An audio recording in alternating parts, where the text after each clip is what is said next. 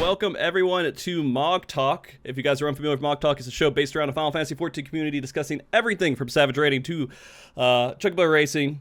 And today we're going to be talking about DJing in Final Fantasy XIV. And of course, we're bringing on some amazing community members to discuss that who are in the DJ scene for Final Fantasy XIV. Before we get too much further, I want you guys to introduce yourself. So it's just, not me talking, a whole bunch of people just kind of looking at the screen and they're like, who the fuck are these people? But, whatever. We'll start with you, Swage, if you don't mind. Tell everybody who you are. What is up? What is up, my friends? My name is Swage, your lewd, rude, and crude catboy, uncouth, and Eorzea's favorite floor tank. We're getting down here on MogTalk with the man Frosty. MogTalk and DJ Yams and DJ Potate. Pumped to be here. MogTalk, thank you for having me today. Yeah, no problem. There it is. All right, Yams, you want to go? There it is. Hey, what's going on, ladies and gentlemen? You are live into the mix with the Doctor of the Ones and Twos, the one-man pharmacy, New Jersey's own DJ Yams here at MogTalk with Swage, with DJ Potate. Friends, welcome. It's good to see you. I hope you're all feeling good. Happy Saturday. Happy Halloween weekend. MogTalk, thank you for having me, my friend. Thank you for having us. I'm going to change my goddamn name. I swear I am. I'm going to do it. I'm going to do it. All right, Potate. Hello, I'm Potate. I'm the gay potato. How are you? Let's Good. go. Nothing fancy, that's me. Oh, come on now. Potate's amazing. I think but when I started doing this show, Potate's was the first stream I saw where I was like, man, I really need to do this show. So Oh my god. this is kind of happening just because of her. So you guys, Let's go, Potate. yeah. Oh man, I feel with all the lights and everything that's going on in your backgrounds, though, I should be having like DJ music in the background right now to kind of support Right? that. You guys have some They're sound really. activated. They're sound activated. Are they really? Oh my Yeah, god! that's Is it really? fantastic. Is that They me are pretty talking gnarly. or is that you talking? It's me talking. Got it. Yeah. Oh my god! me So too. every time I talk, it goes off. Yeah. Now they sync up to the beats. It's crazy. That is wild. That is going to It's so drive sick. me crazy. All right, no, that's fine. I can turn them off. No, I want him on. Like, I want him on. It's just like I wasn't even thinking about that, but now I'm going to be thinking about it. Every time I say something, there's colors that correlate with what I'm saying. It's pretty cool. It's so good. It's so good. And Yams, your background here kind of reminds me of like, man, back in the days, going to my friend's house, and I'm like, Yeah. you know what? It's legal now. It's legal now. Right. I have like a couple black lights, a strobe. I've got like bats and stuff, some blackout posters, so yeah. It all just adds to the effect. Dude, that's amazing, man. Yeah. All right. Yeah. And then, Potate, I was actually kind of thinking you'd have your Halloween set up, but you know what? This is just as good. No. The No. Halloween setup not gay enough. That's fair. More pink. Let's go. You got an angry teddy bear instead. That works out great. Mhm. Is that like, so for all of your setups, you always have like one additional like kind of minion character of some sort? No? Not always. I think my model maker's actually in your chat. It's Trendy Tato. She just makes funny stuff. Some of them now have like little like objects. Like I have like a cat and a Halloween bucket and a ghost and the bear. But no, not all of them. Man, I could go on this just talking about your setups like all day, but I'm going to avoid it here.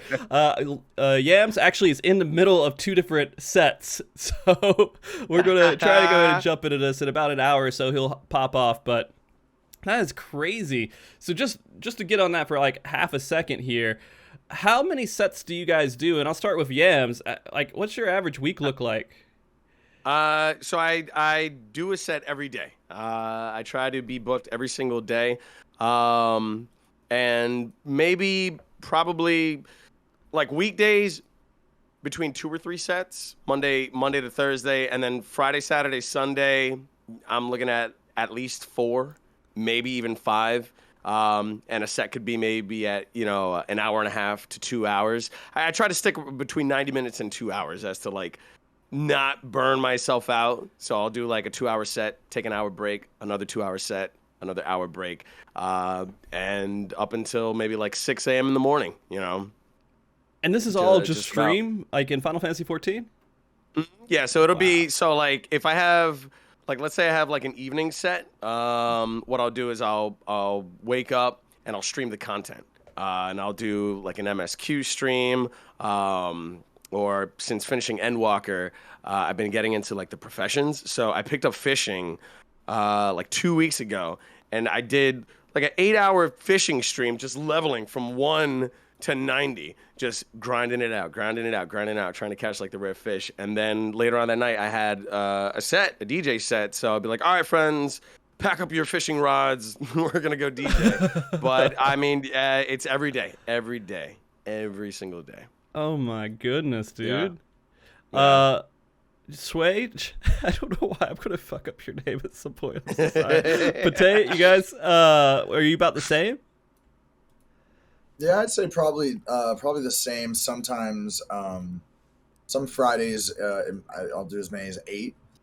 If I'm doing materia, like I think a couple of Fridays ago, I did materia, elemental, chaos, light, crystal, ether, primal. I think that's 7 or 8.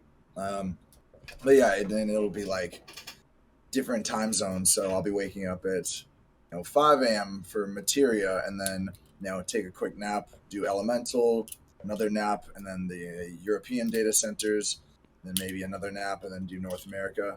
But yeah, it's fun. I like doing the different time zones. It's a trip. It's like you're going around the world just like in a single day. Yeah. Holy crap, man. All right, Potate. I don't think I'm as intense, but I'm 5 to 6 days a week, one show a night. Every night I'm doing at least, and then Fridays and Saturdays is 2 to 3 shows, usually back to back. Thursdays sometimes I'll do 2 to 3, but like my Wednesdays and Tuesdays are usually like my light days, and then Monday is where I try to take Monday off, but sometimes that doesn't happen because I don't say no. Hustling, let's go. Man, you guys work. I mean, is that like the average DJ life? Would you say, if you were speaking for a lot of the other DJs out there, they kind of do the same hustle that with all those hours, or are they like, are you guys probably on the top end? I mean, I think you guys are at the limit. I don't know how you could do more. Yeah, because it's every day. It's every day, especially like on the weekends, like we were saying earlier, you look on a Friday, Saturday, or Sunday at the Final Fantasy XIV channel, and it's just, especially like prime time, we're talking like 8 p.m. Eastern. It's just all DJ streams. So I mean, yeah, the hustle is there. And I mean, there's everybody's out there just grinding, trying to throw down some gnarly parties. So yeah, it's wild. It is wild. Yeah, all kinds of grinding, right? Those are some intense clubs. It's nuts. I don't know about you guys, but I'm like, I think they are as well. But we're like booked through to December. Like I'm getting January and like February stuff. Hey, just a small note. I might need to book you guys, for some of you guys, if you want to, in January at some point. I just want to let you know. Let's do it. Get us in. Down. Lock us in. Okay. All right. Get on it ASAP. Because I was thinking about getting some like stuff. It'd be like really, really weird hours, but it sounds like you guys do all kinds of hours. But like the world race, I was thinking about trying to get some like, there's gonna be slow points in there and bringing some people in, just kind of DJ that. Oh man, that would be gnarly. Yeah, that would be cool. But anyways, that being said, let's get into a couple more things here. I want to know how long you guys have been doing DJ work, and so I guess both in game and out of game. How long in game really first, and maybe any history on how long you've been doing outside the game as well. I'll let whoever start. I have been so I've been DJing and streaming Final Fantasy since last September, and it was actually like me seeing another DJ perform in game that like kind of was like, wait, hang on, like this is a thing, because I came from WoW. I'm a WoW refugee. And I started last September, so right when Shadowlands, I think, was in its first rating of its first tier of rating. And so my WoW guild was just slowly just coming on over to Final Fantasy, And they were like, yo, Yams, you got to come over to Final Fantasy. This is where it's at. This is your community. Like, you'll love it here. And I was like, I don't know, man. This isn't for me. And so, you know, push came to shove. They're like, it's free. They hit me with the whole, you know, the meme, you know, the critically acclaimed hit MMO RPG with expanded free trial. They hit me with all that. And I was just like, all right, fine. And I downloaded the free trial. The very next day, we went to a party. And, you know, it was wild. I was like, wait, what even is this? Like, this is crazy. They gave me a Twitch link. They were like, tune into this. And I was like, wait, hang on. So there's a dude playing music, and we're all here dancing and to his music. I was like, okay, this looks like something that I could, like, get into. So, yeah, like, a few days later, I purchased a controller, a DJ controller, and pretty much just kind of, like, learned on the go, just taught myself, watched a bunch of YouTube videos, how to, and I mean, in the beginning, I was trash. I was garbage, but I just kept, you know, giving a crack at it, and then little by little, I kind of, you know, got my groove. But yeah, since September. You know, I will gloat that when I was like in my teenage years, I played a little shitty overhead spaceship game that had a little radio night, and I did a little radio night host every once in a while and played music on it. Yeah, I definitely wasn't a DJ. I hit like play on Winamp. There it is. That's about it. But yeah, no. All right, that's interesting. So DJing came to you through playing the game. Like, it wasn't something playing you had... the game. Okay. Yeah, through playing the game. Yeah. Potate, what about you? I'm like almost the exact same story as Yams. I saw another DJ playing. Well, okay, so one of my FC members at the time, I came from the WoW like refugees, like when, you know, all the WoW nerds were like through Blizzard, and I was like, I'm down. And so I came to Final Fantasy and I played, and I got finished with Shadowbringers, and I started doing Eden. So I started raiding there, and then all of a sudden someone was like, yo, we should go to a club one night. And I was like, what do you mean? What's a club? There's clubs in this game? And so we go to this club, and there's this DJ playing, and they like, yo, check this Twitch link. And I'm like, yo, these are bangers. These are all so good. And I literally went on Twitch every night looking for their Twitch link, being like, when are you going to be live again? When are you going to be live again? And I went to clubs for 2 weeks straight. And then I hit the DJ up, and I was like, okay, how do I do this? And they're like, yeah, you just need some DJ software, and you can just good to go. And so I just got some DJ software. I did not even have a deck. I was mixing with keyboard and mouse. It was horrible. It was really, really, really, really, really bad. And then I got a controller. Another DJ who's not around, Sabina, I haven't seen them around in a while. They actually gave me this controller. I was on their stream one night, and they sent it to me. So the super shout out to them for that. And then I just started learning how to use the controller, and now I scratch. Let's go. Yeah, let's go. Nice. All right, Swage. So I've been DJing and producing electronic music for almost 15 years. And before Final Fantasy XIV, I was touring live. I was doing like over 100 live shows a year. Jeez. Going around the country, international. And then the pandemic hit, and I was like, oh shit, and everything got canceled. I was like, fuck. So I thought it was all over, but I just kept working on music. Did a little bit of Twitch stuff, but not really. And then started, got into Final Fantasy XIV, and I was playing that one day, and then I ended up going to. Someone's like, yeah, well, let's go to a club or this event, and it was LunarCon 2021, and Razorwire was playing, who's like the OG who like got like this whole scene kicked off, and I'm in his stream. I'm like, oh, this is crazy! Like, these are like parties in this game. This is wild. And then I'm watching the stream, and he drops one of my tracks. I was like, wait. I'm like, oh, I know this song. He goes, wait, Swage, do you play this game? Like, holy shit. So we we ended up linking up, and he got me started DJing at, my first set was Eternal Nightclub on Primal, September 10th of last year. At first it was like a fun hobby, but then, it was a lot of fun to be able to play like my original music on stream and kind of share that, when at a time there was no way to do that because all the shows had been canceled IRL. So I was like, wait, this is awesome.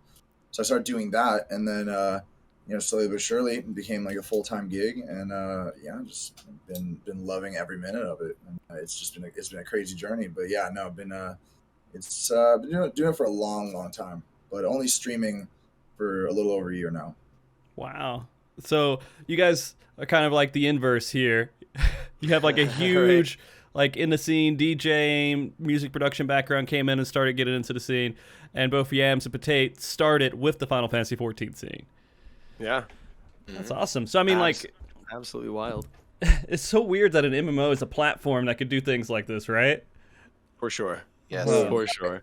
It's a trip. It is a trip. Like, man. You were talking about the person who kind of originally started the scene. I remember a long time. Do you guys know who? I don't know if this is a familiar name at all. It's just something that occurred in my memory here. DJ Blue. DJ Blue, yeah. Mm-hmm. I remember seeing his stream a while back, a long time, and that was the first time I saw like a DJ stream in Final Fantasy XIV, and it just blew my mind. I couldn't even understand that this was something that was a scene and successful. And then after that, like I started seeing more and more and more. When did this scene really actually start and evolve? Do you guys know? That's a good question. That's a good question. Maybe I'd say it started picking up. It probably started, I would say, I don't know, correct me if I'm wrong, Potate and Swage, but I'd say that it probably started picking up like this year, like yeah, I'd agree. Maybe January, because I remember it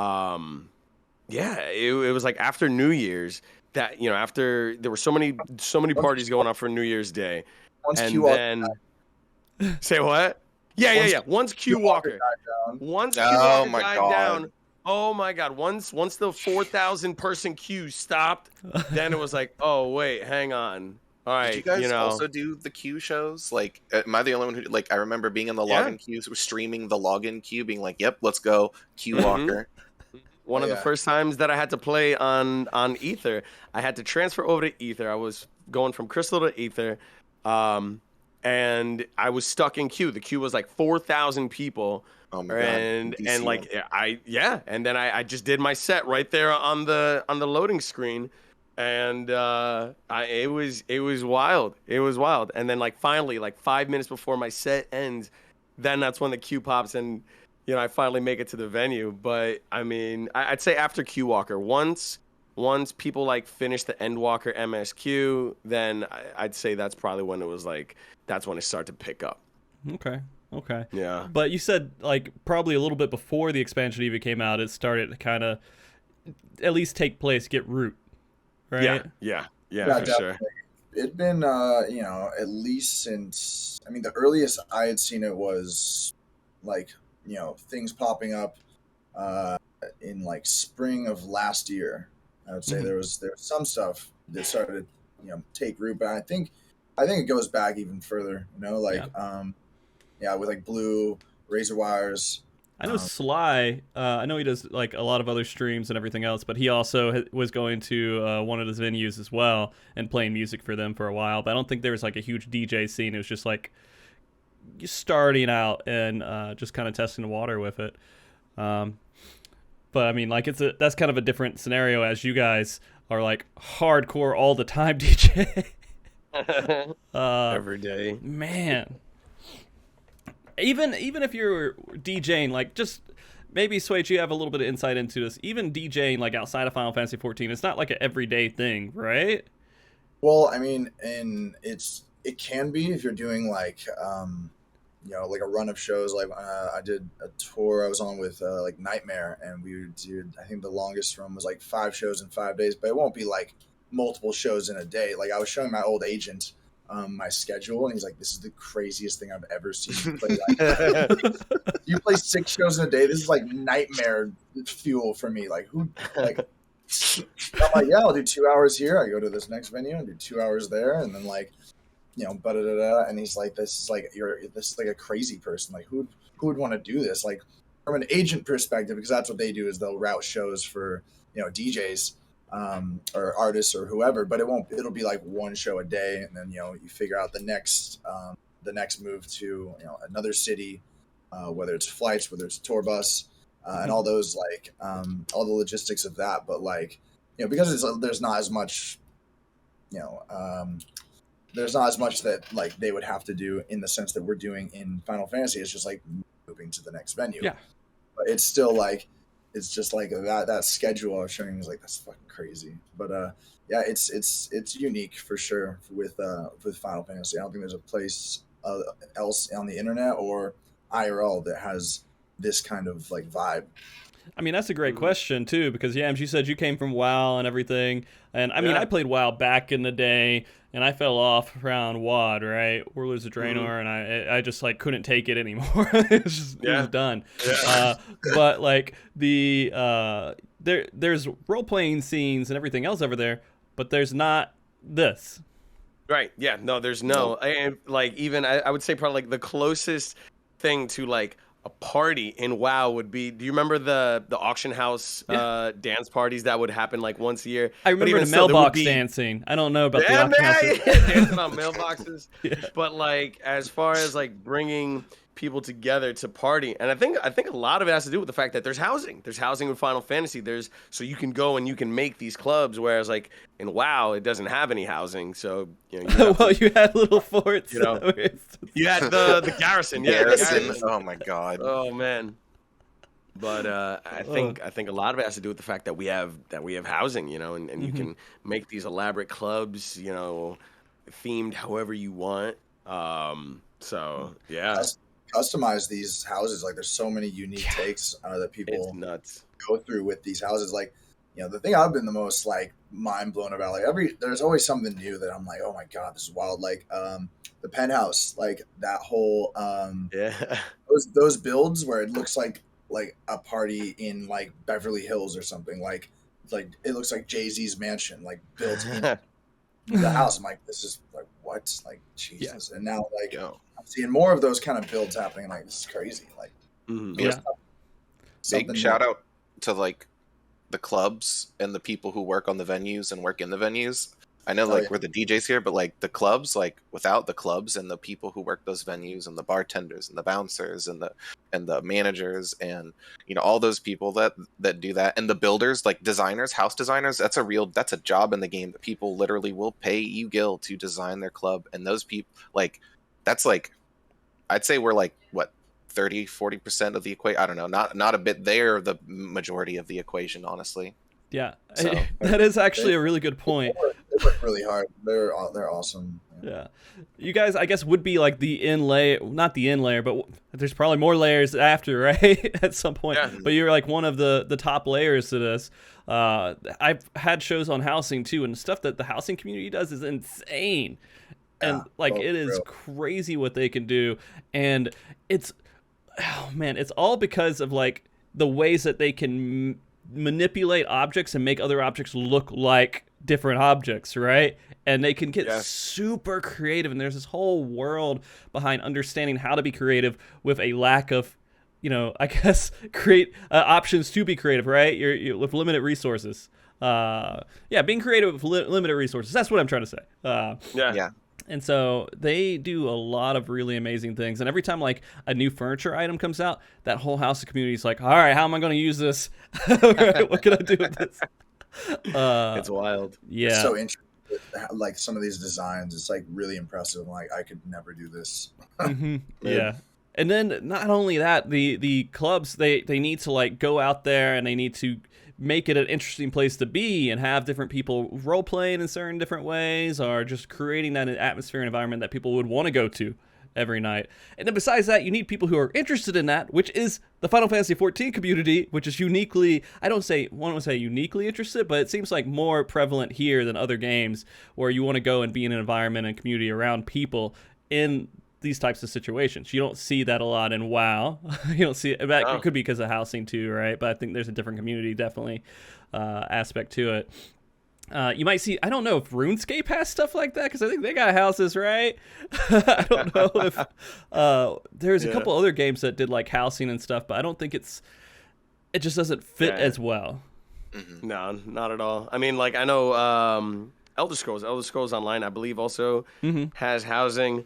But I've not heard of anybody DJing in there. I know like VR chat. I know people have True. dabbled in VR chat and parties go down in there.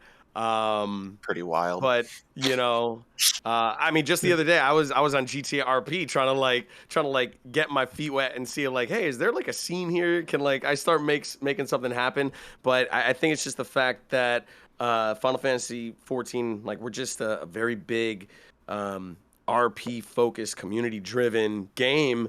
It's just so much easier to rile up a bunch of people and say, hey, there's going to be this live DJ here throwing down some tracks. Come party and vibe out. Yeah, man, it feels like when you like make food and you have to put all the components in there, cook it at the right temperature, and do everything else. I feel like that's what's happening here, right? Yeah, everything's just in that right state Yeah. to make it work. That's crazy. So I do want to ask this too, because we have the three of you on here. Of course, that is not the whole of the DJ scene. How big is the DJ scene? How many DJs do you think are out there, just from your perspective? There's at least maybe 500. It's huge. 500. It is huge. Well over 100 at this point. Really? Yeah.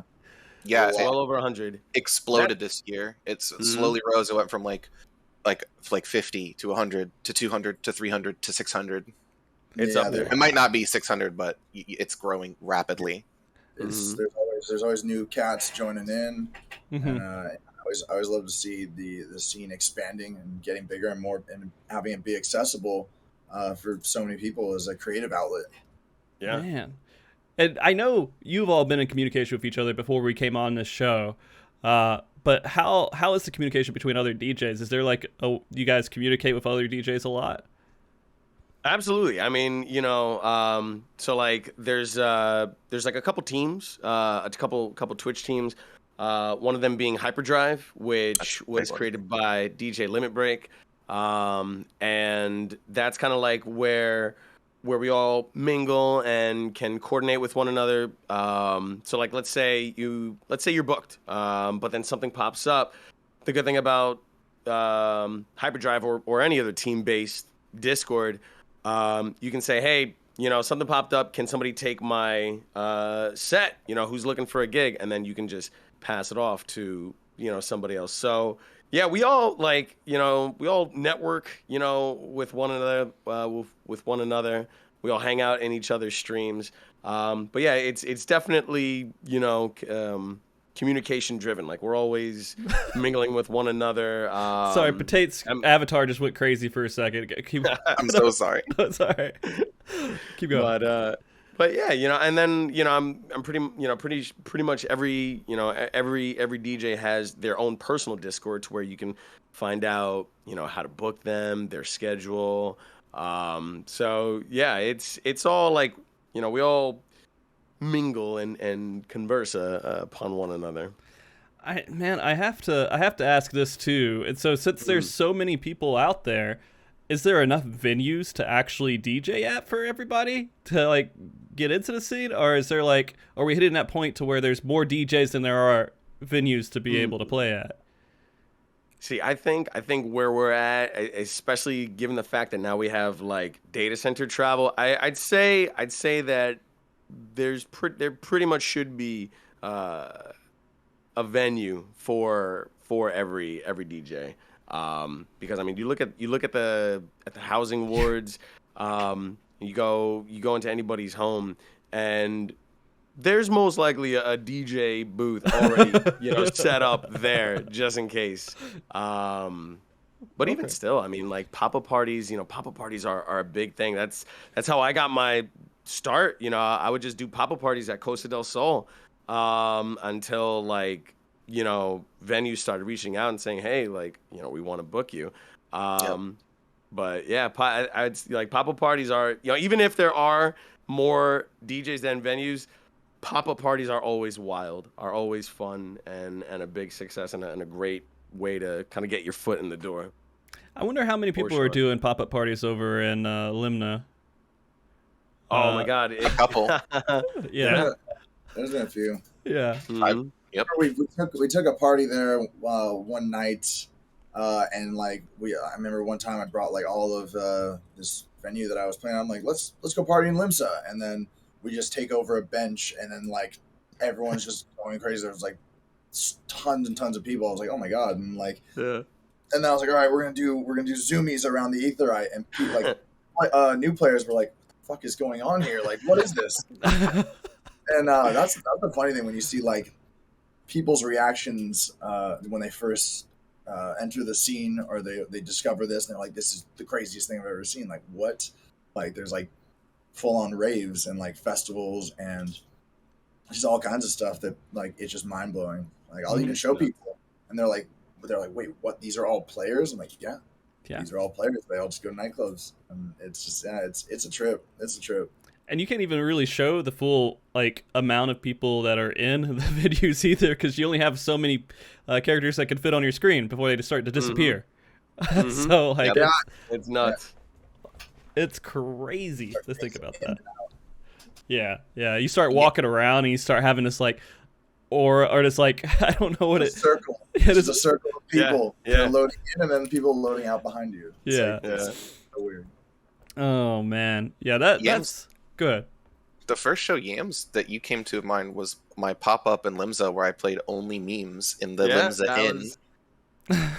That was at the Af Castle in Limsa Lominsa, and it was funny because Yams Potate, and so my FC they were like yo Yams, there's a DJ Potate DJing in Limsa Lominsa, and I was like, wait, what is this? There's another Spud in Eorzea? How dare! And so we went over to Limsa Lominsa, to the App Castle where the inn is at, and then I was like, where the heck is this? I'm like looking for the DJ. I'm like, where the heck is DJ Potate? And I see this cute little Lala. I'm like, oh my God, let's go.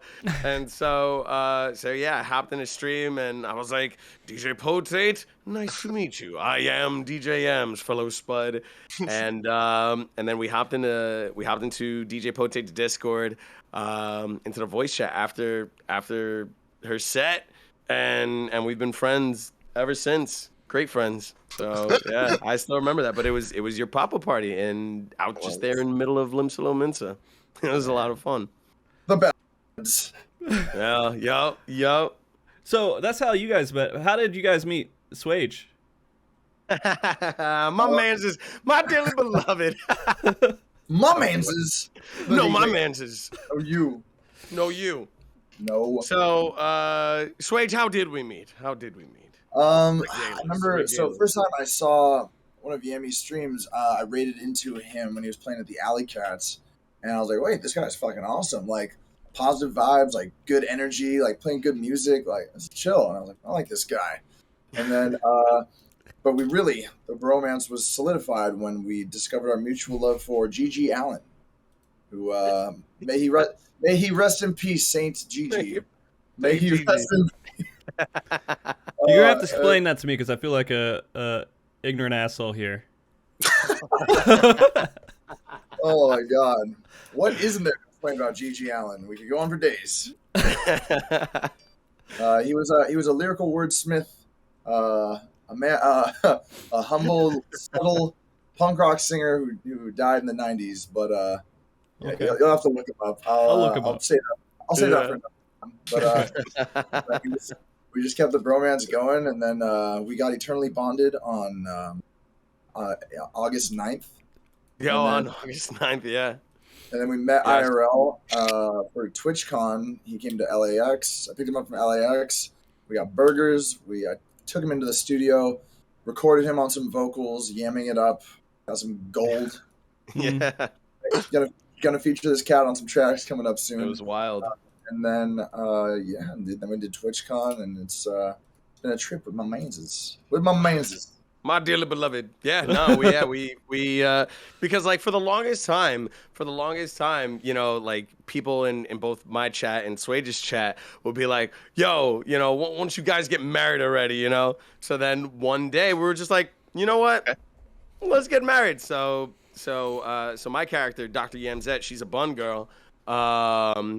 got married with Swage's cat girl Swage, and it was a dope wedding. It was a dope wedding, eternally bonded. It was very, very lewd. The concierge that's always like hanging out like at the Maribel, Clarabelle, the one that's always hanging out at the Sanctum of the 12. We twerked on her. We spammed a whole bunch of Eastern stretches, and we just twerked on Clarabelle. But yeah, it was a wild, wild, wild time. It was a wild time, and then we DJ'd that very same night, back to back. That we did. All right, so I'm assuming Potate and Swage, you guys as meeting each other would be a little bit more mild than that. Yeah, I'm pretty sure I was just like in Swage's chat, just being annoying. Oh, you're the best, Potate. You're the best, bud. Yeah. Sorry. Eorzea's best spot. No, that's DJ Potate right there. Right. No, Potate was always good energy, and I'd always, because I'd see her around, and I'd be like, yo, like, check out their streams, pull up, and Potate's always been like just such a great friend, good energy, and I just always pumped to play shows with her. Okay. So you guys actually play shows together at the same time? Sometimes. Yeah. Sometimes, yeah. So there'll be like lineups. Like we're all residents at Eluded Ecstasy. On Crystal, so sometimes it'll be like me, then Yams, then Potate. So like one of us will open the night, we'll raid into the next one, they'll raid into the next one, and that's how a lot of it will work. So we play a lot of shows together, the three of us. So would you say a lot of shows are multiple DJs and not just one DJ doing a whole night? For the most part, yeah. For the most part, they'll usually. Like a venue, what I've noticed, a venue will stay open for like 6 hours, and then you'll have 3 DJs doing 2-hour sets each. So you have your opener, your mid, and then your ender. Then usually like the ender has like an open-ended slot where they can just play as long as they want, or just raid into somebody else. But for the most part, yeah, it's a multiple DJ evening. So you get like get a taste of everybody's different styles, different flavors. It's similar to how it'll work in like live shows. There'll be openers, and then just it goes throughout the night, just like different DJs. And it is crazy the similarities that I'll see IRL shows and like in-game shows. So I gotta, Swage, would you ever? I'm not saying would you ever do it, because of course you do a live show again, but if you had a chance of doing a whole bunch of live shows or doing a whole bunch of Final Fantasy XIV shows, where would your preference lie? I've been really enjoying streaming. I'll take live shows. I played EDC Vegas this past year. Wow. That was the last live show I played, and then I had some stuff in the summer lined up, but then my kids were born like 7 weeks early, so I was like, okay, that's not happening.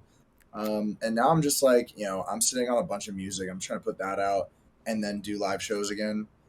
So probably sometime next year. But what I like most about streaming as well is like how convenient it is. I can be close to my kids, close to my family, help out with them because, the twins, the brothers Uncouth, they are, they're a lot of work. So I do like the convenience of being able to, play music and play Final Fantasy while at the same time being close to my kids and help out, however I can. Gotcha. Yeah, it's super convenient. 100%. This is like I would say if you had a choice, it opens up the venue to so many people who wouldn't be even able to do live venues, right? And so like it's just a really great space to be in. It's still so crazy to me that it evolved out of Final Fantasy XIV, an MMO about going into this fantasy world and raiding and going through the story, this grand RPG story. It's wild. I mean, in a game with cat girls and flying whales, friendships can be formed and made, and it's wild. It's absolutely wild. We can all come together and I mean, I was able to meet my dear friend Swage through Final Fantasy, through DJing. So it's bonkers. It's just one more avenue of this great game that memories can be made and friendships can be crafted. Crazy. So I will talk about this, and this is a little bit of a different topic. You guys are all super positive, right? You're all like positive people, it seems like, at least. Maybe I'm wrong. Let's You're go. super toxic in a different environment. But yeah, positive environment here. But as like scenes grow like this and scenes get like a lot bigger, you hit a point to where not everybody's going to be positive in that community, right? Do you guys have any issues with that right now? Where you're having like any negative like people coming in and trying to hurt, I mean DJs in particular. I know players who can be shitty no matter what, but but other DJs, is there any kind of issues with that, or is everybody just like best friends? Fortunately, no. Fortunately, no. I haven't experienced any craziness. Every now and again, like if you do like an outside show, you might get that one troll that kind of wants to like hang out on like a whale mount and block the camera, but it's very, very, very, very, very rare. I would say, I'd say probably like the most heat that we ever saw was probably during the whole billboard thing. Oh, Jesus. Yeah. God. Billboard. Yeah, Potate, you're kind of at the center of that, so I feel like, you're involved enough, more than most of us, and so maybe you want I to talk on tweeted that. it. Yeah, I tweeted. I was happy. I thought I was like getting recognized for working hard, and I didn't really. Let me put it this way: I'm not big on G pose. I don't have any mods on my game except G shade, which we're allowed to have, or I'm told we're allowed to have. So.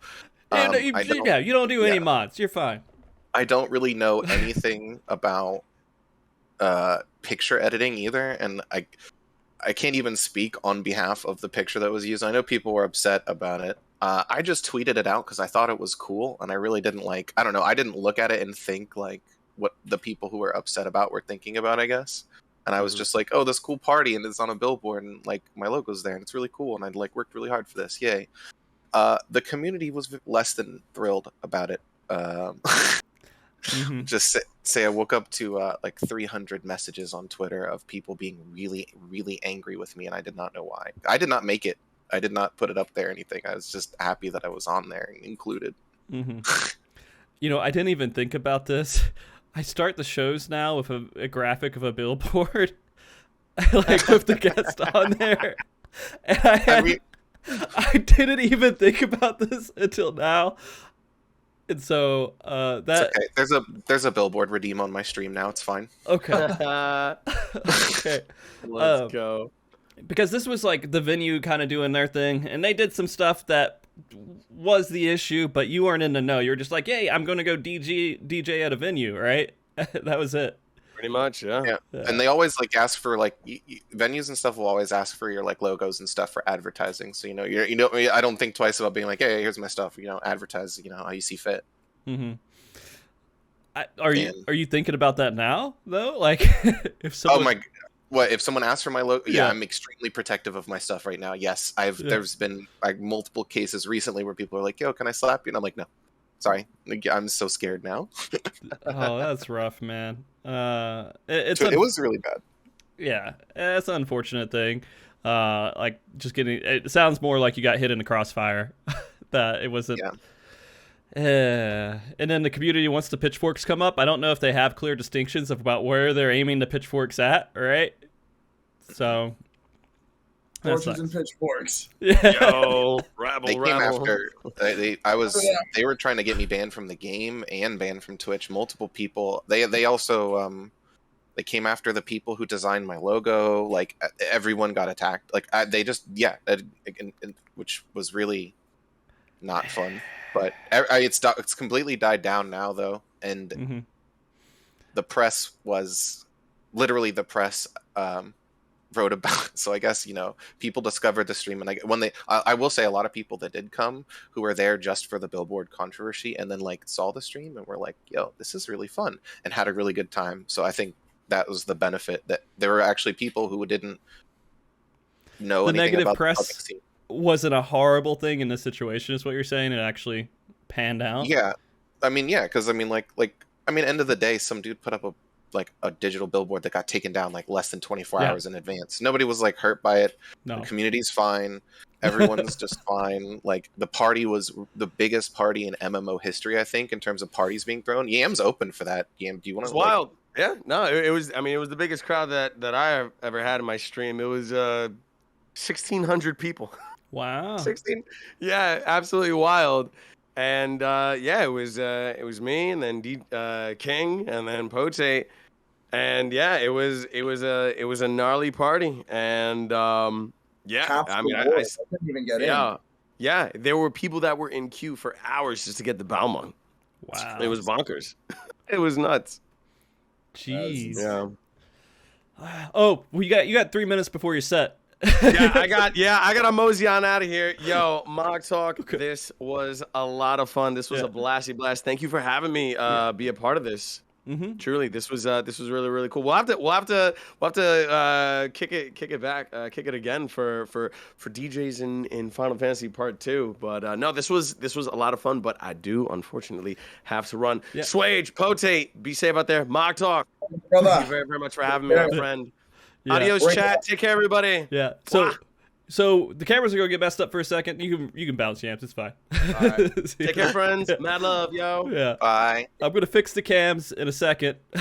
Just hold on, guys. But.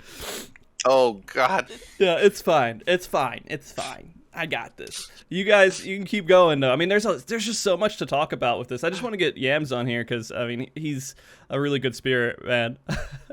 He's a lot of fun to talk to. And man, there's just so much more with that billboard controversy and everything else. I mean, we kind of put that's like maybe the highlight of like the club scene and everything else that has happened in history that stands out right now. And it's sad that it's because of something negative. But I'm glad that actually did turn out to be something positive for you guys in some way, at least, even though it came with a lot of extra negativity, especially for you, Potate. Yeah. It's okay. I'm okay now. I was like, what'd she do? Like, leave her alone. Fuck, dude. Yeah. I don't know. I hate seeing, like, negativity or, like, just people hating because they want to hate. It's like, it's like, God, just let people do their thing, Let people, like, live and I don't know. But that's just part of the internet, I guess, which is, it sucks. But, I think, it was, I mean, I wasn't involved in that. I was just kind of like, whoa, this is crazy, look at that. I mean, but, go ahead. Sorry, go on. No, I was just going to say, like, a lot of people, and I'm sure this might be something that was kind of similar to your situation, Potate, is people will get on board and kind of bandwagon and go for this whole cause and this whole thing, and then they don't realize all the, like, different pieces of it until it's fully played out. For example, I mean, we could look at the Bayonetta stuff, right?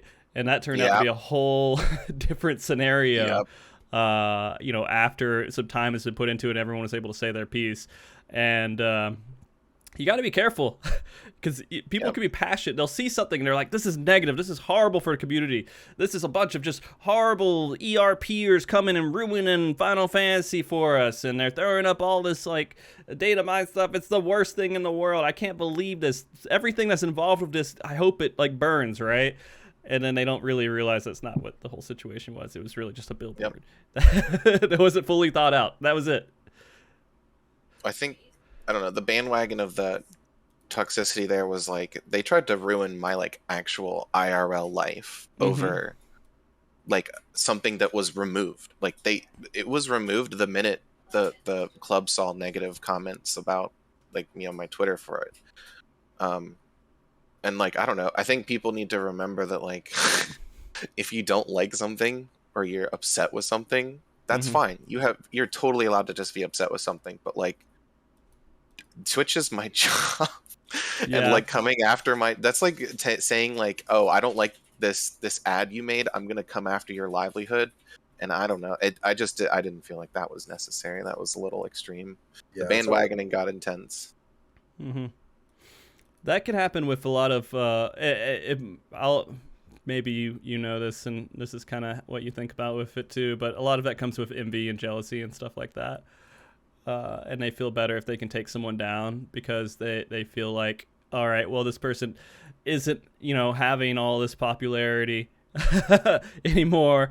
So I'm not, my miserable life that I have is not, I'm not as envious anymore because I can bring this person down. At least that's how I get some stuff like that every once in a while. Little old me with my podcast and world race stuff. People give me shit sometimes. And I'm like, man, is this worth it? Then someone says something nice to me. I'm like, yeah, it's cool. That's worth it. I get my compliment. All right, so I'm still adjusting a few things on the screen. I got most of it figured out. We're doing live editing because I'm a super professional. But that being said, let's talk about, like, I guess you said this is like your full-time job and everything. So doing the stuff that you're doing right now can actually support your livelihood, you would say? Or enough? I definitely would say it's enough. There are definitely months where I'm 2 weeks in and you have, like, you go 4 or 5 days and you don't get, like, you like 1 sub. And you've been working, I don't know, 30, 40 hours so far that week already, and you're just like, oh man, here comes a $2 week. Oh yeah. And so you get really nervous sometimes, and then that, like, you never know what day is going to be that, like, that big hype train you get, or that big, like, you're going to have a moment. But I guess that's for me. I'm still kind of like breaking. I don't know. I don't know what it's like for Swage, because I know Swage also does, like, music production. This is all, like, literally this is the only thing I'm doing right now, so I invest all my time and energy into it, and I live off the generosity of strangers, which can be kind of scary, but at the same time, so far I'm doing it, and I haven't had a month where I'm, like, freaking out entirely yet. So yeah, I feel that. I mean, with Twitch, it's just like it can be a roller coaster. Some months better than others. Exactly. I mean, I'm able to support my family doing this, which is important to me, and I'm just, like, beyond being able to do that, being able to do what I love, as a full-time job and support my family doing it. I'm just always so grateful for anybody who throws, whether it's 100 biddies or 100 subs. Like, I'm just always so grateful for anything anyone is wants to support the channel, and the people that do. It's just it's they're helping us, me, Potate, Yams, do what we love and continue to do it. I always try to put, aside from supporting my family, I always try to put my own money into, like, I'm always downloading new music. I always buy the music, so I always want to, like, support the artists that are making the music. And then I always try to give back to the community. Like, there's a lot of charity events, whenever there's, like, fundraisers for somebody's, someone's dog was sick and they needed surgery, or they did the Game Pink, the breast cancer charity last week. I throw some of that. I always try to give back to the community that allows me to do what I love to do most. So yeah. I mean, yeah, and a lot of this stuff is kind of familiar territory for streamers in general. Kind of getting into it, right? And, like, just, like, producing content and going out there and getting people supporting them in the stream. And once you're in that life, and there's a lot of different jobs that kind of mirror that lifestyle too.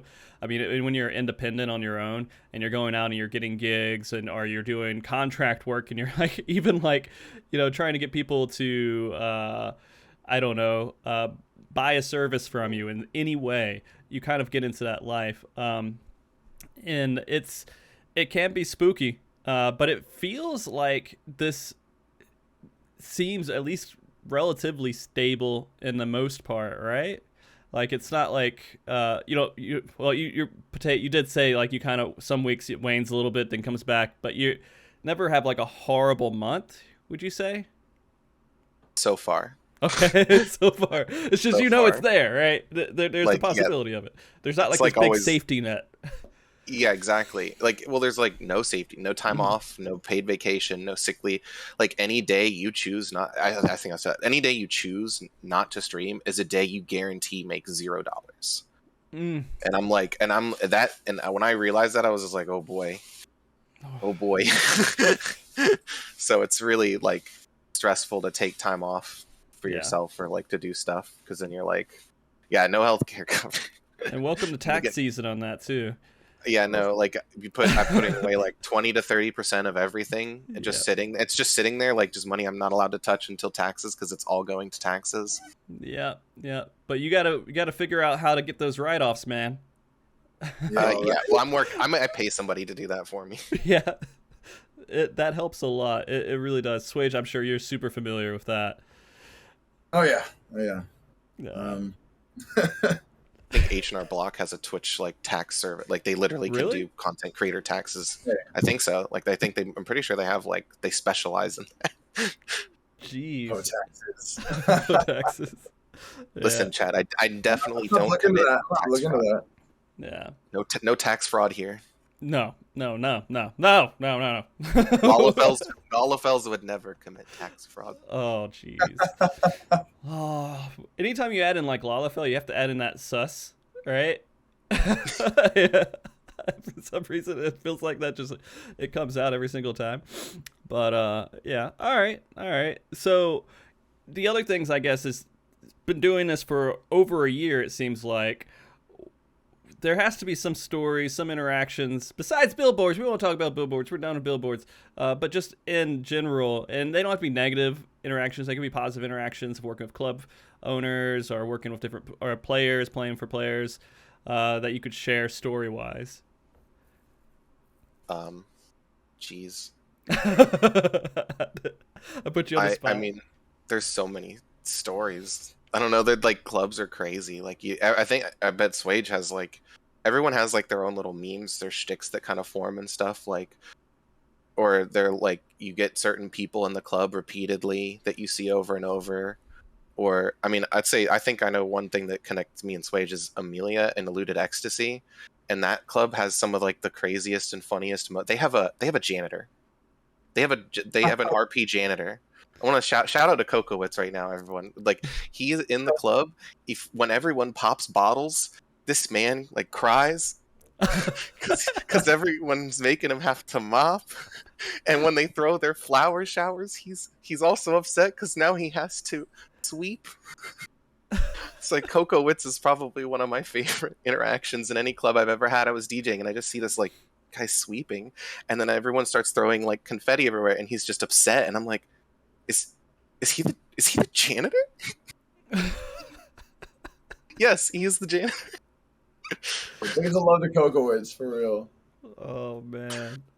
Oh god. So shout out. No, there's like lots of. It's so crazy how many different characters are out there. I mean, you also have doorstops in certain places. I don't know how much they appear in the club. There's doorstops, tables. You have unpaid employee. Or like whatever, just like sitting in the corner sweeping. I've seen all kinds of stuff. But it's all like, repair man, and he would go up with goldsmithing, and he would fix tables. He just fixed the tables. He'd fix tables and chairs. He'd just be like, this has got a little squeak in it, and then he would just start crafting, so his crafting bench would overlap with the object, so it looked like he was fixing it. His name was just Repair Man. Health inspecting? Oh. Me and my admins, we dress up in suits, then we go to random RP venues and do health inspections. And we also check to make sure that things are Lala accessible. Make sure they have steps. You guys might not know this, but I managed a restaurant before. So I'm very familiar with this stuff. You know what's up, then. You know what's up. Yeah, way back in the day, man. Used to be something before I got into IT. I did a lot of restaurant stuff. I'm all familiar with that. Straws and cups, all the great stuff that goes on with that. But, geez, okay, all right. So, any other, like, just stories in general about events? I want to hear Swage stories.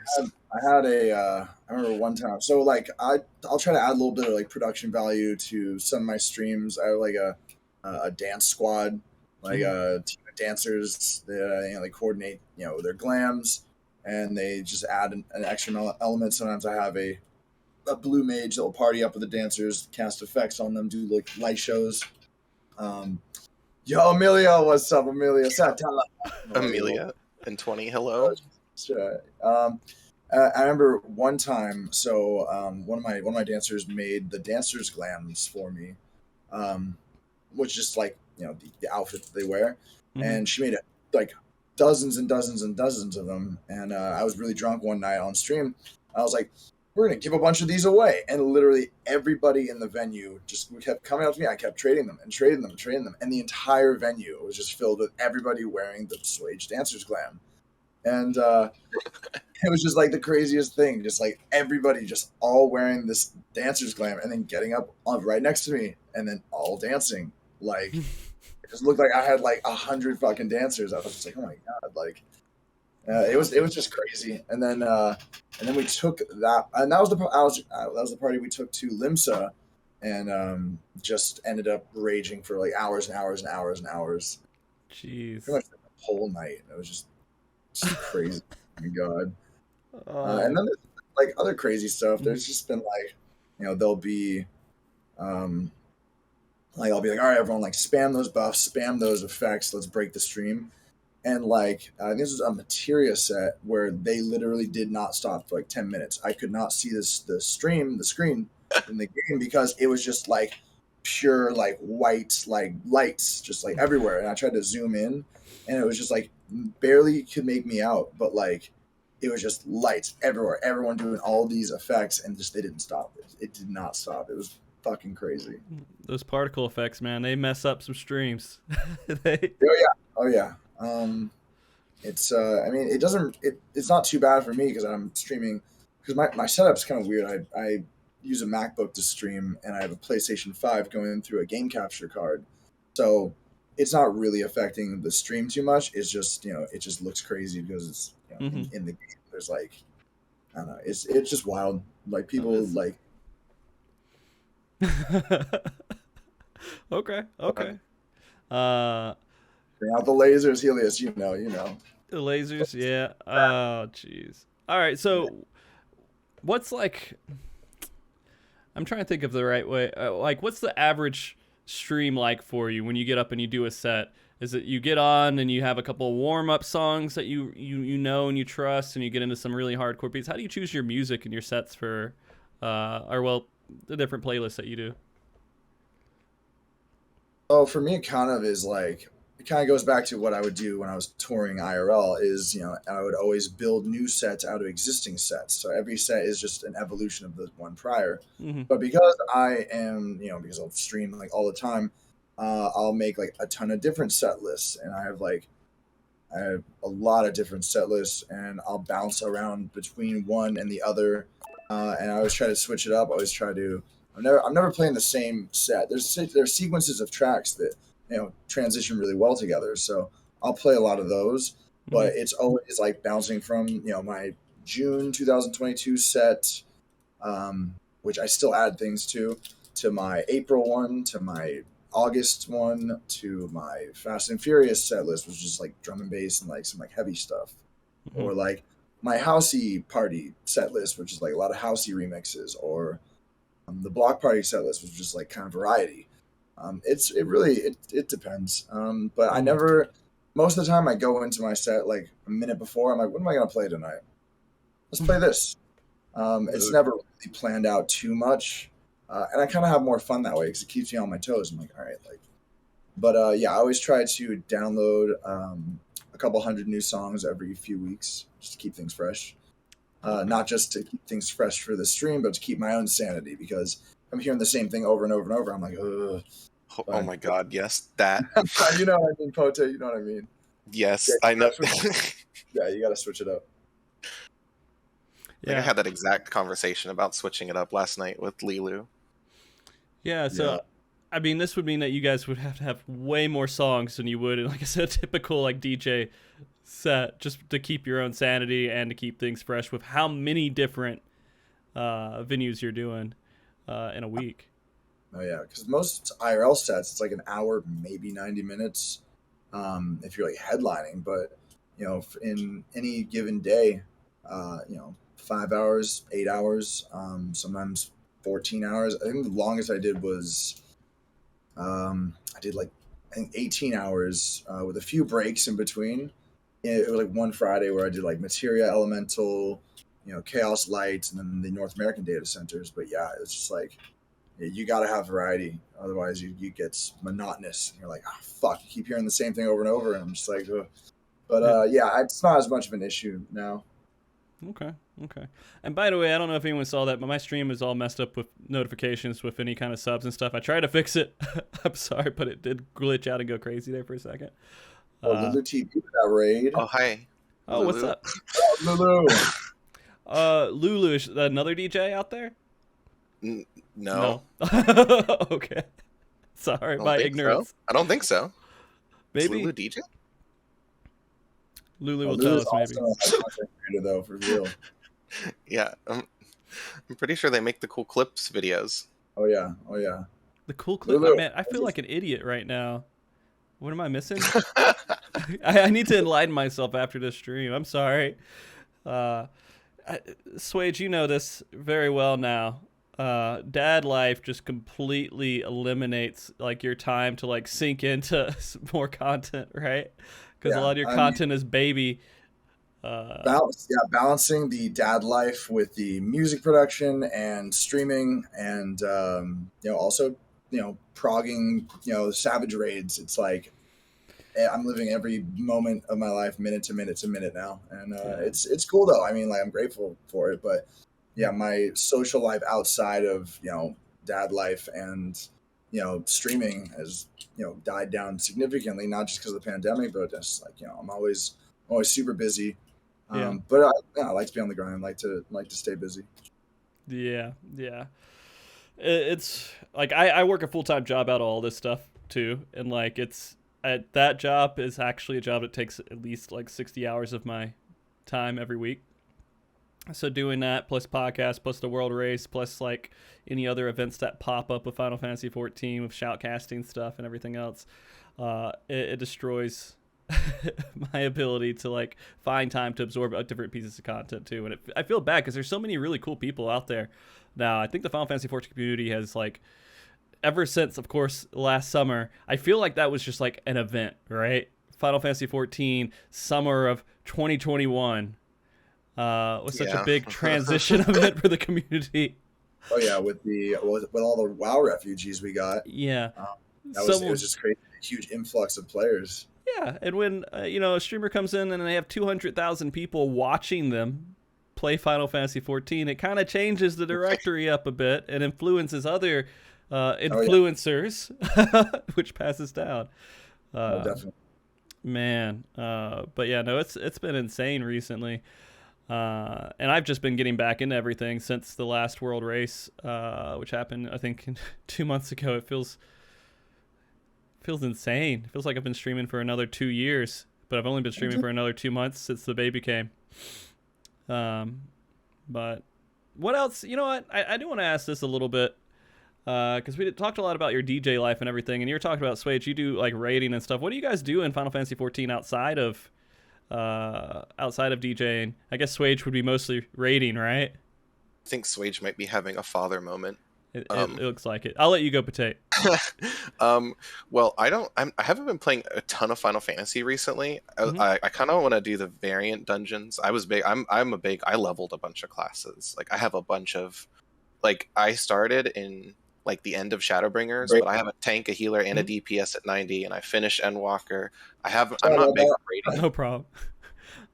Keep going. I really like PvP actually, and I'm waiting because I heard that they're gonna let me queue with my friends, and I haven't been able to queue with my friends because Crystalline Conflict for some reason Square Enix is like, you're just not allowed to play with your friends, and I'm like, but I want to play with my friends.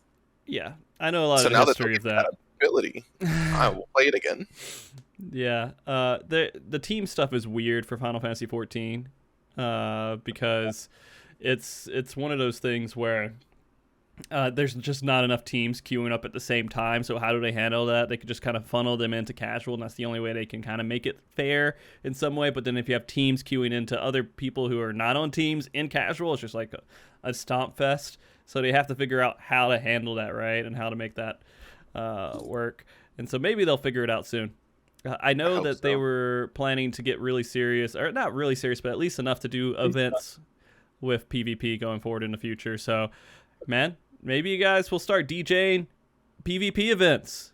That would be hot. Yo, that's I want to DJ a Savage Raid. Savage Raid. Yeah. You know, that's because I don't think anyone's ever DJ'd a Savage Raid before. I want to like go in, actually clear the whatever one I end up doing, but like also DJ it. All right, explain that concept for everybody, because I know we talked about it a little bit before the show, but explain that concept. I mean, like with the Savage Raids, like I would go in and then I would, you know, start playing music and try to do all my transitions while also doing all of the mechanics correctly and actually clearing it. Maybe P7S. I know that one pretty good. So like, I really never. Do you raid lead as well? And then mid, what? Do you raid lead too? Raid, no. no, Okay, I was about to say that's too much. You like doing call outs and stuff while DJ. Call outs? Oh my god, that would be crazy. No, there's no way. DJ the next ultimate? Oh my god. I've only done one ultimate. I tried it once and I was just like, oh god, it's too hard. Which one did you do? I think I did Uwu. That's what I did. Yeah, and I was just like, oh god, I got like 2 mechanics in. I'm like, nope. Twisters. Well, no. Nope. Uwu is That's UCOB. That's UCOB. I'm thinking yeah. UCOB. I did UCOB. Good God. I don't know Uwu. God, UCOB. Oh my god. But yeah, no, I want to try DJing a Savage Raid, and then once I get PC, I want to get I want to figure out how to map the controls to my my DJ controller and then use that to clear the raid and try to do that, because that's just like a whole nother level of like, what the fuck. You want to go to the third level here? What you could do is like you use the DJ controls to raid, but it also changes and affects music on the stream too when you're doing different mechanics, and somehow still making it sound good while trying to execute. That'd be just another level. Like I don't even know how. Oh my God, that'd be crazy. I'm gonna do that though. I'm gonna try the Savage Raid DJing first, and make sure I'm bees kneesing in between mechanics. Yeah. Oh my God. And then actually map the controls to my controller to try to do that while DJing. Oh my god, that'd be Yeah. How would that work? Do you have the MIDI pads on your controller, like the little pads? Oh yeah, I've got like Q buttons and stuff. I could do like attacks and like those on the Q buttons, and then other things, and then keep the faders for the music, but also you'll need the faders for movement. How would moving work? How would that work? You should your channel levels, use those to move you backwards and forwards, and the crossfader to turn you, and then just use your something else for the volume. You just have to remap all the volume stuff. Oh my god, that's gonna be crazy. I can't wait to get a PC just to do all that stuff. Yeah. Still on a Mac. Still on a Mac. Same Mac I started on last year. Still going strong. Man, I give Mac a lot of crap, but when you're doing creative stuff, Macs are really they dominate that area, right? Yeah, for music production, it's all Mac, but like, because I want to do music production streams at some point, but because the program I use for music production, Ableton, is very CPU intensive, and then so is Streamlabs and OBS. Mm-hmm. I tried it, and you can barely, the music, it just is going at a snail's pace. You're getting a lot of staticky, a lot of just like CPU overloads. It's just like, someone did Extreme as a dancer using a dance mat. Yep. I saw that. I think Yoshi P talked about that too in an interview. I mean, I think it was Ultimate that he did, or they did. I don't know who it was. I can't remember at all who did it. For some reason, I'm blanking on it, but I think it was like Ultimate that they were doing on a dance pad or something. And then there's the one guy who makes like different controllers for like all the different things. Like he has a scholar book as well, and he plays with that scholar book and cast with the like it's a book that he opens up and he. Physical book. Yeah. I was Big Milky. Yeah, I was Big Milky. Yeah. You know Yu-Gi-Oh duel deck that you put on your arm? Someone made a video where he used that to cast Astrologian spells. So he's literally like playing Yu-Gi-Oh to play Astro. That is crazy. Insane. So DJing is there, man. It's possible. You can do it. Yeah. I gotta ask you about those gun blades, dude. I keep looking at them, and like this is messing with me. So, like, have you been playing Final Fantasy for a very long time, like in the franchise and everything? Oh my god, Final Fantasy is my all-time favorite video game series. I've played every single one of them except for 11, because I don't have a PC and I was too young when it came out on PlayStation 2 to figure it out, how to get it online and stuff. So I've played, so 1 through 9 is all you can get on your iPhone now, which is crazy to think about because I remember it was like 3 discs back in the day when the Holy Trinity came out. Yeah, it's like, so I was playing, I hadn't played them up until, I've been playing, I mean, the first one I ever played was, it was a demo disc, Final Fantasy VIII, when I was like, I think like 6 years old. That hit hard. And I was like, wait, this game is awesome. Like, but it was only the Dolet mission, and I didn't understand why the game didn't keep going. I'm like, is this the whole game? No, I clearly game over. I did something wrong. Me at 6 years old, playing it over and over and over, trying to figure out what I did wrong or why I lost. And then it wasn't until like a year later I saw the game itself, not just the demo disc. I was like, there's that game. Maybe I got a faulty disc. I want to play that game again. But I played it all the way through. I was like, this is fucking amazing. But I guess something happened before because there's 7 other ones. And then I played Final Fantasy VII. I'm like, this has nothing to do with it. Like, it's still too young to understand the concept of an anthology series. So I played 7, then I played 10, and I was like, oh my god, like 10, one of the best games ever. And then 12, 13. I didn't play 14 until the pandemic. Or well, I didn't like MMOs because I played WoW back during like Burning Crusade when that came out, and I was like, like I don't know. There's not really a story. That's why I love Final Fantasy. It's always very story driven. They're very rich characters, and basically I was like not about MMOs. And then my buddy Jaws, who's another DJ, not in Final Fantasy, but he's a Final Fantasy fan. He's like, oh, you don't play 14? Like, dude, you would love 14. Like, you love Final Fantasy. I'm like, bro, like, I don't know, dude. And he's like, just download it. Just do it, man. I'm like, all right. Just do it. This is Stormblood. I was like, all right. So I was playing with Jaws for a little bit, and then I was like, all right, that's kind of cool. I'm like, all right. And then I put it down.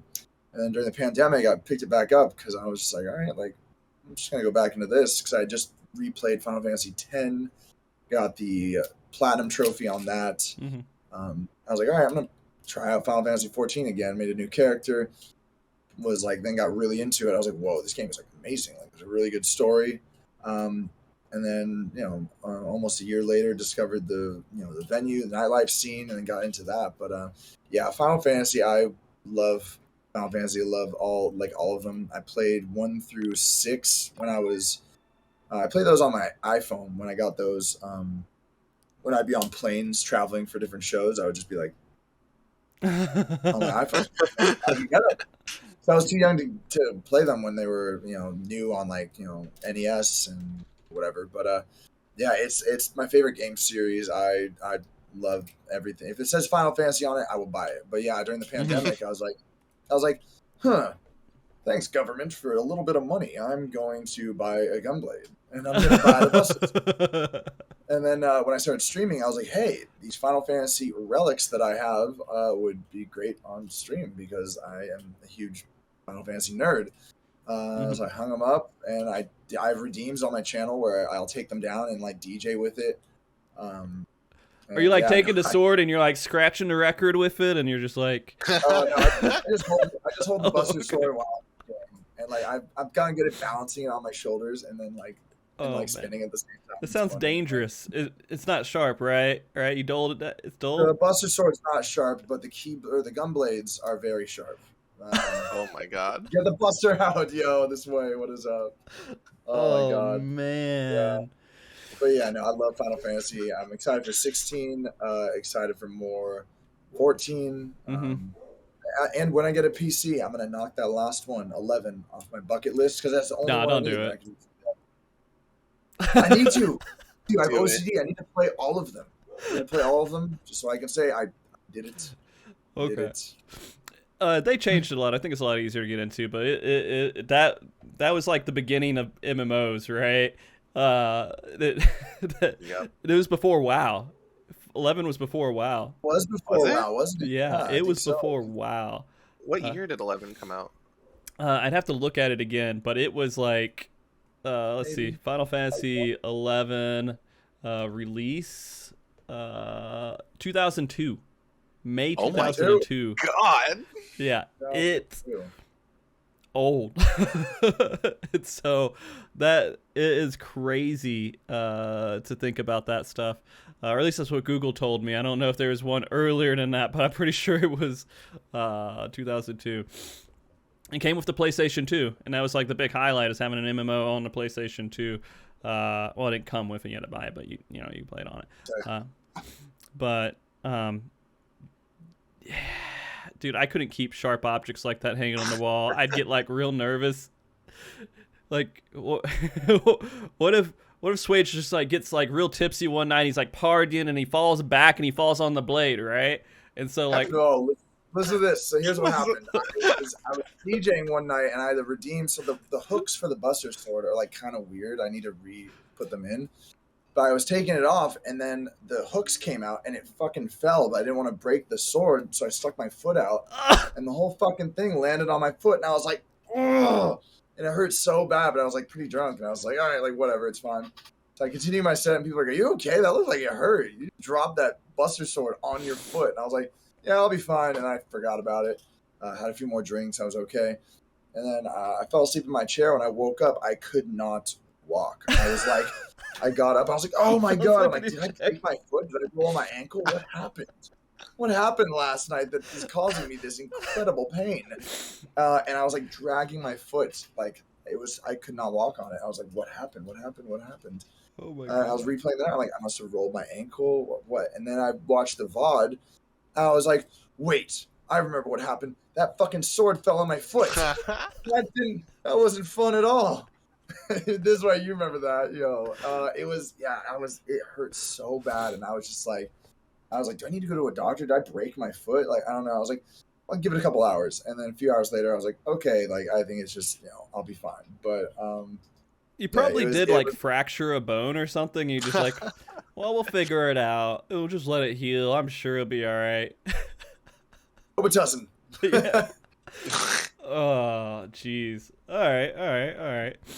I'm gonna ask Potate here about her experience here with Final Fantasy, the franchise and everything. Honestly, I have not played a lot of Final Fantasy growing. I think I did play. Was 8 on PS1? Was that the one where you're like a student at some academy or something? Yeah. Yeah, that's the only like Final Fantasy game I really played as a kid, and the big thing that I was like super into was the summons. I was like, yo, this is the coolest ability in the game, and I didn't understand like the mechanics that well, so I just used all the summons like the first fight, and then I'd be like, why can't I do this button anymore? This button's the best button. Like all the other buttons suck. And playing some Triple Triad too. Yeah. I think the game is Triple Triad. Yeah, so I played Triple Triad. Yeah. Tetramaster was 9, which is the next version of it. But 8 is so memorable to me just because of that opening cutscene was just so badass. Like they nailed it. It sold the game basically. And people talk shit on Final Fantasy VIII. I think it's one of the good ones. Like, It's I mean, really I good, love in my all of opinion. them, but there's some that are better than others. But 8 doesn't deserve all the thing. I don't know. It was divisive, but I'm like, no, dude, 8 was dope. Like, I loved 8. Yeah, It took my Final Fantasy virginity. It's like when you got into it. Like when I really got into Final Fantasy, I was kind of young during the Final Fantasy VI era. It was called Final Fantasy III back in my day, right? But Final Fantasy VI here, I played that and I was like, it's hard for me to get into because I was a kid and I didn't understand anything. And things just didn't make sense. But then 7 came out, and then that was the one that really hooked me, and it hooked a lot of people. And then there's a whole generation of like people who got into Final Fantasy during the PlayStation era. So they got 7, 8, 9. And then the next one with PlayStation 2, you start getting 10, right? And then that was like the highlight of PlayStation 2. And then 12 came out, and there was some controversy because AI started to become a concept of like having your guys fight and programming them. And they're like, oh, this is weird. This doesn't feel right. And then that's when people started to be critical, like really, really critical of the games. And I think, 13 came out, and people, again, same thing, AI, hallway kind of concepts. And people were like, this isn't the Final Fantasy where I'm open world running around controlling all my members. And that's kind of how all that it's difficult. It was difficult for Final Fantasy to kind of go with the new times and keep all the old players who wanted to play their Final Fantasy 1 Red Mage party or whatever they had. But yeah, no, did you like? I liked the direction they took with. Did you play Stranger of Paradise? I haven't played it yet because that came out around the time my daughter was being born. So yeah, well, it's good. I hated it at first because I was like, what? I don't understand these mechanics. But then you figure out how to do like the combo attacks. I was like, wait, this game's awesome. Like it's cool, and it kind of gives a little. It's like a prequel backstory into Final Fantasy 1, like the very first one. Mm-hmm. And I loved it. I just finished that like a few weeks ago, but Mm-hmm. it's a cool game. But yeah, I think it's cool when they try different approaches to the the fighting mechanics or just different like storytelling avenues. Yeah. Like, I don't necessarily think it's a bad thing. I do like the open world stuff. Like Mm-hmm. like 16, I heard that's going to be more like hallway style. I mean, I don't know. I might be wrong. I hope there's open world in it though, because it sounds really cool. Yeah, it's going to be like probably the new direction of how. I mean, they're just starting to get into what the gaming community plays and likes right now, right? And it's not. You have all these really cool graphics, and you have all this really good stuff. Turn-based exists out there, and it has its place, but Final Fantasy is kind of going in that other direction, and there's some people who don't really like it. That being said, this is a DJ show, and we're talking about the history of Final Fantasy here. But it is a lot of fun to kind of dive into all this stuff, because we're all big fans of whether we started with Final Fantasy 14 or we have a history of Final Fantasy 14. We're all fans of Final Fantasy now, no matter what. It's not like you guys are just going on there and you're like, all right, I'm going to go into the venue, DJ, and everything else. You generally enjoy the community environment and the game, which I think is pretty cool.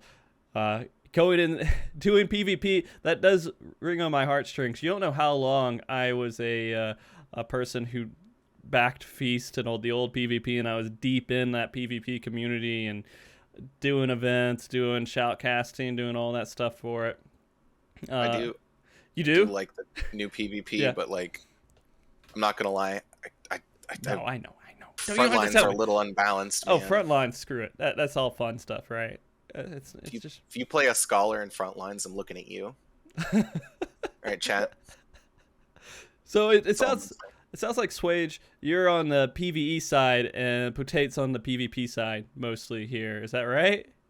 I don't do too much PvP. I mean, I've done a little bit. There was a sword I really wanted, so I did a little bit of PvP lately. But other than that, yeah, I like doing the savage raids, savage raiding. The MSQ was amazing. I can't wait for more of that.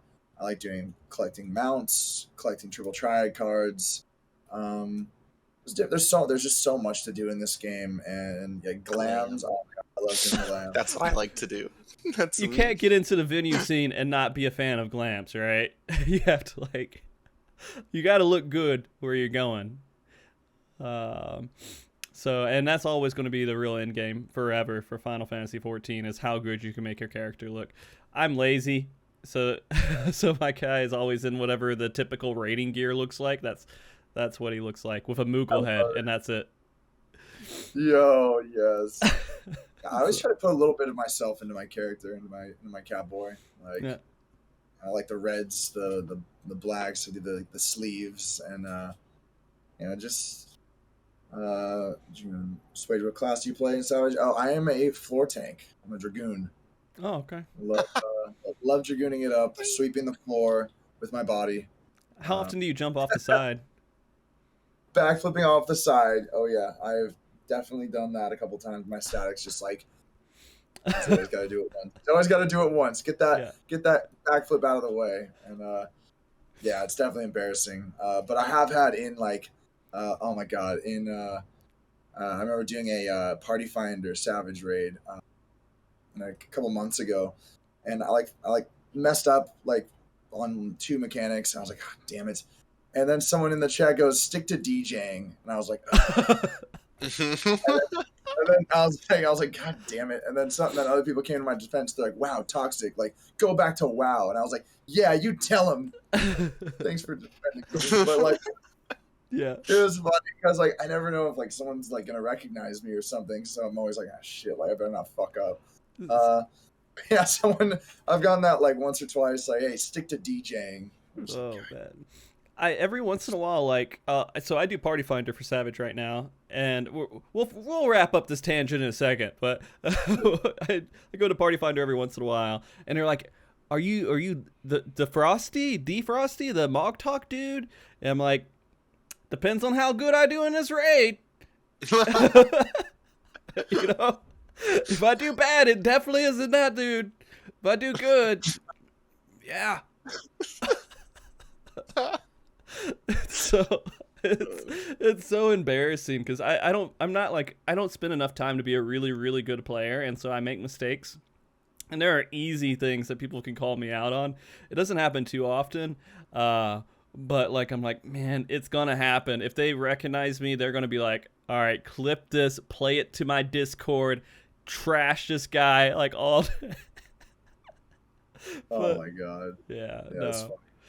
funny. So DJ life here. Back to this, right?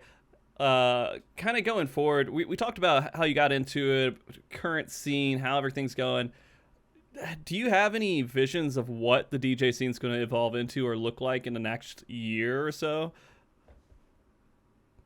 The same? God, no clue. Who Uh, knows? I think it's in a pretty good position right now.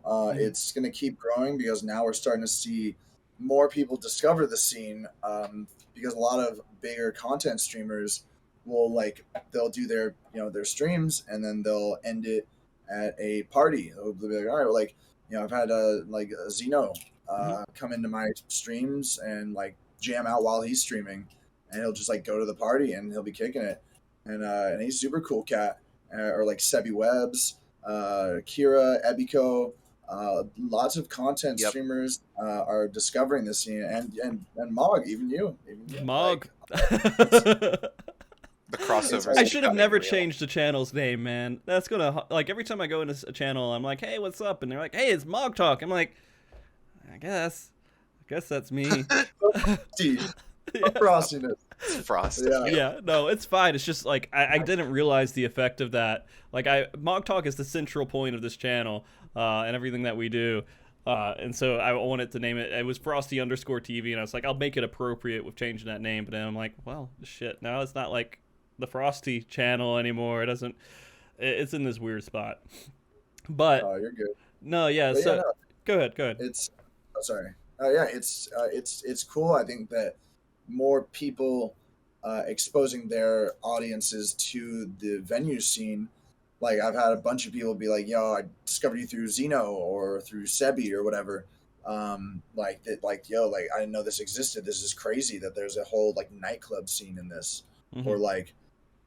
or like people that were following me before from like IRL, from music and from my IRL touring and my music. I'll be like, hey, I'm streaming. They're like, what is this? Like, what? And so like, I think it's just it's gonna keep growing, and we're getting more new data centers for housing, which is gonna be really good.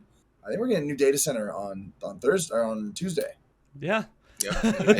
Hey, another data center. They're prepping for the next expansion, right? They're trying to set like a really good ground so we don't have the Endwalker queue.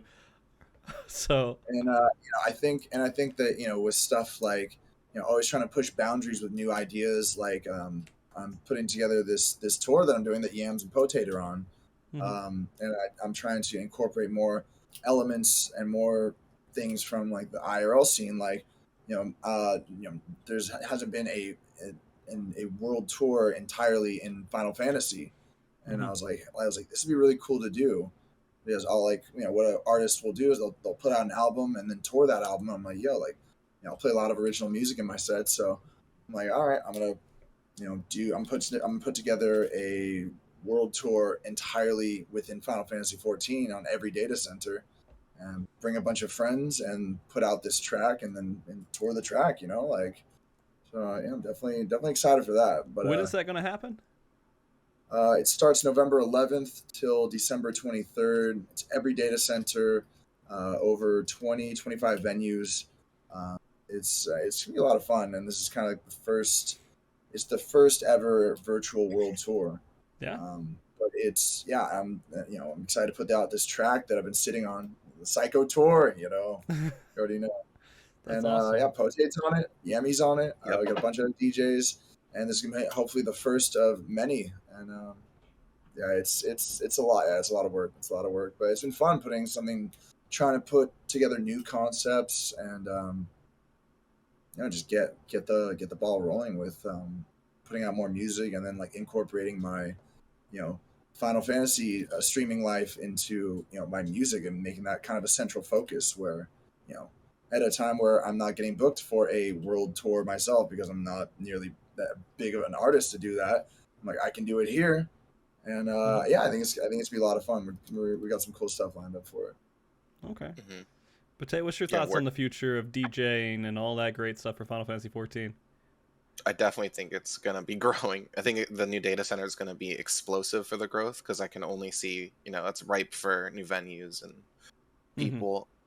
Definitely working with like other streamers that aren't necessarily DJ related. Like he was saying, like Ebico, Faeruna, goddamn names, Sebi, Wave, Pyro, Popato artist, even like just different streamers that do different things. Kira, like the other day I got a sample from Ebby of her saying my ridiculous copy pasta, and now I add that sample to songs, like stuff like this is just things like that.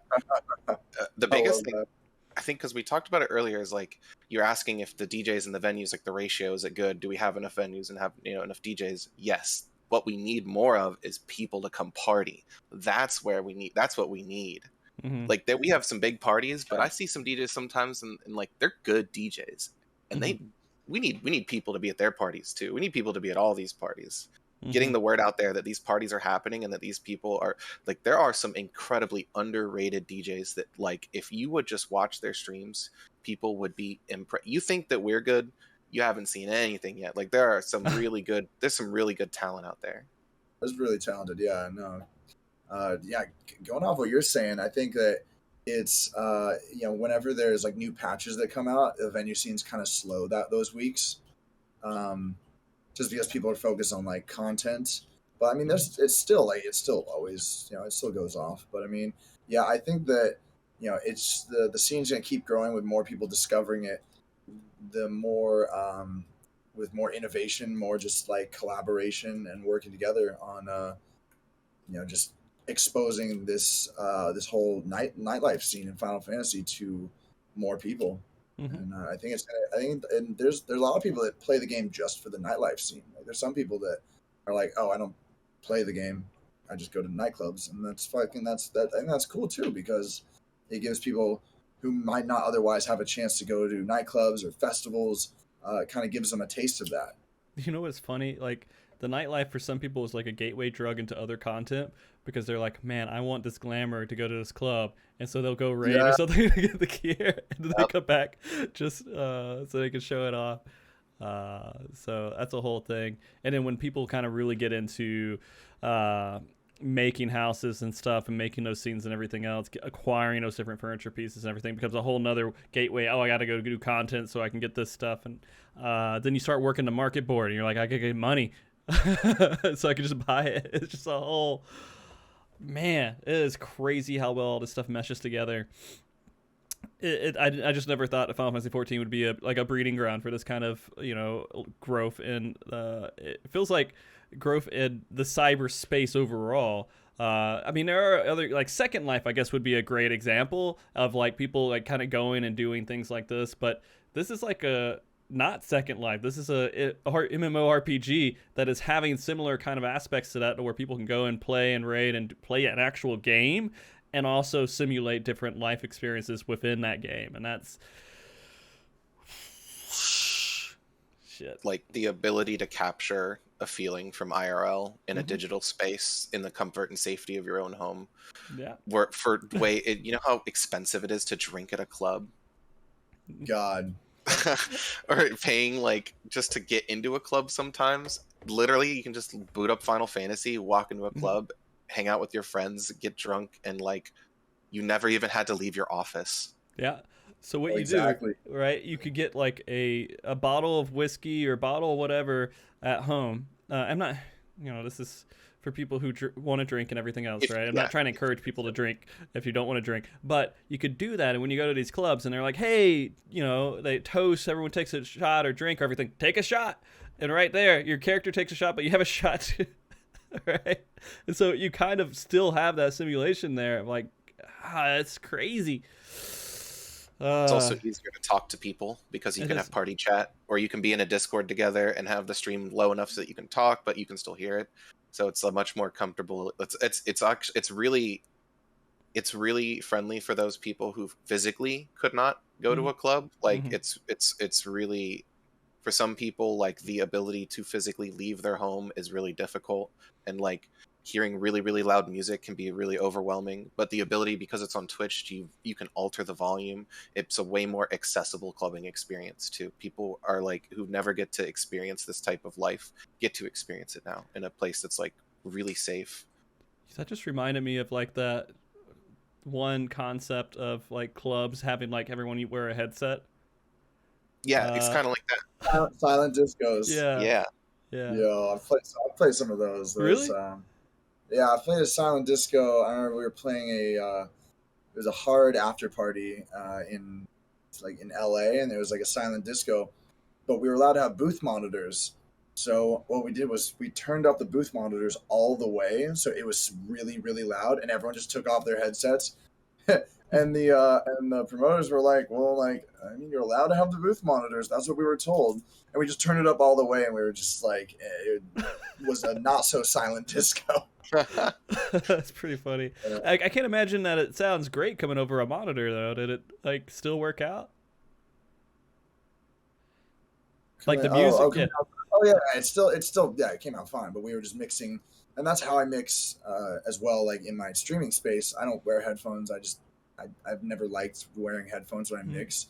I've had some people be like, "You're fake. Wear your headphones." And I'm like, I just don't use headphones. I mix with my booth monitors. I play the music really loud because I love to be, feeling the vibe. So like, I just mix, like you're hearing me mixing it like live, and I also, I've been doing this for a really long time, so like I know, I'm literally doing it as I'm bringing the song in.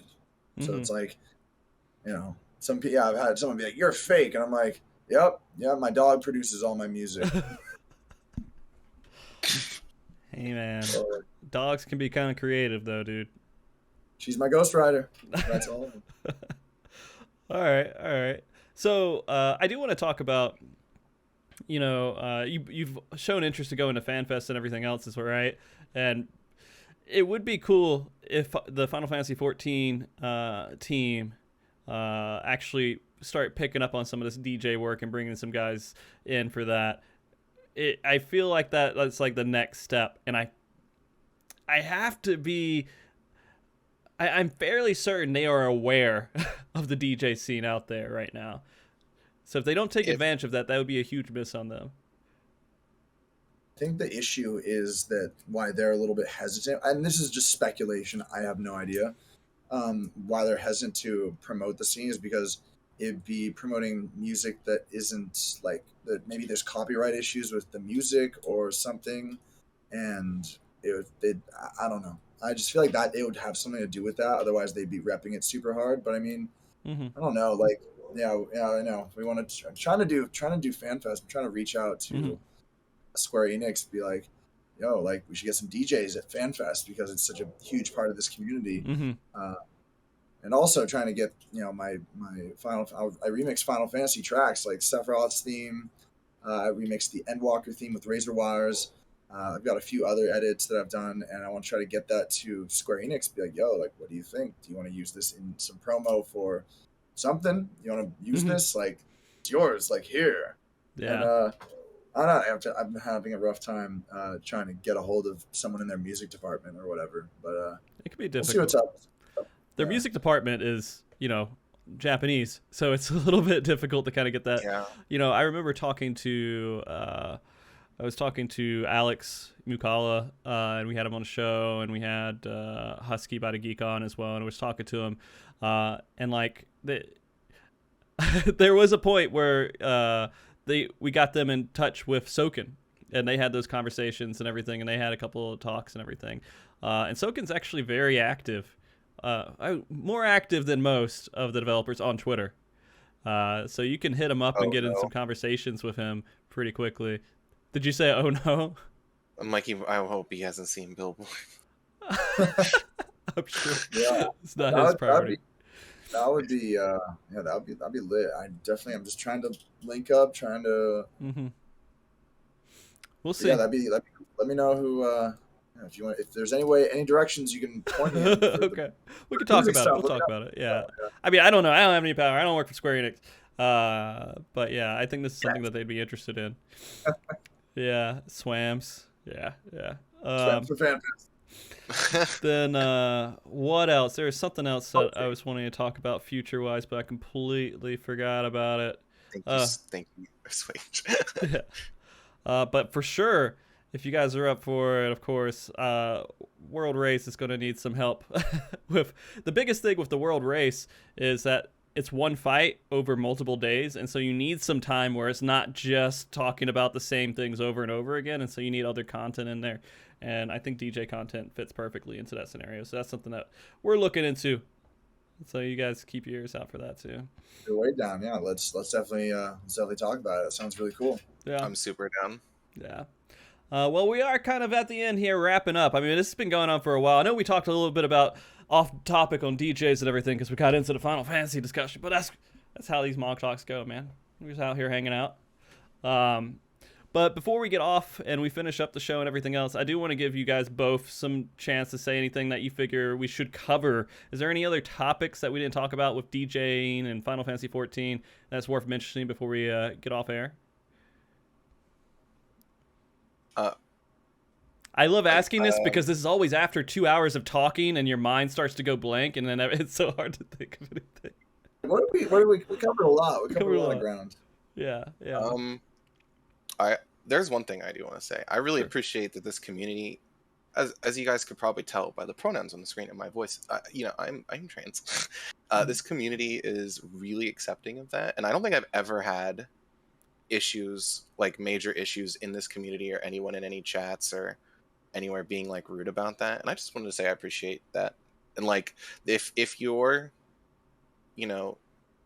LGBTQIA plus and you are thinking about getting into the scene, it's a safe place to get into. Like, no, I don't think I've ever been harassed for being who I am, and I'm pretty open about it. And some people are open about it. It doesn't really matter if you are open or not, but this is a good place to be. I think this is one of the more wholesome sides of Final Fantasy.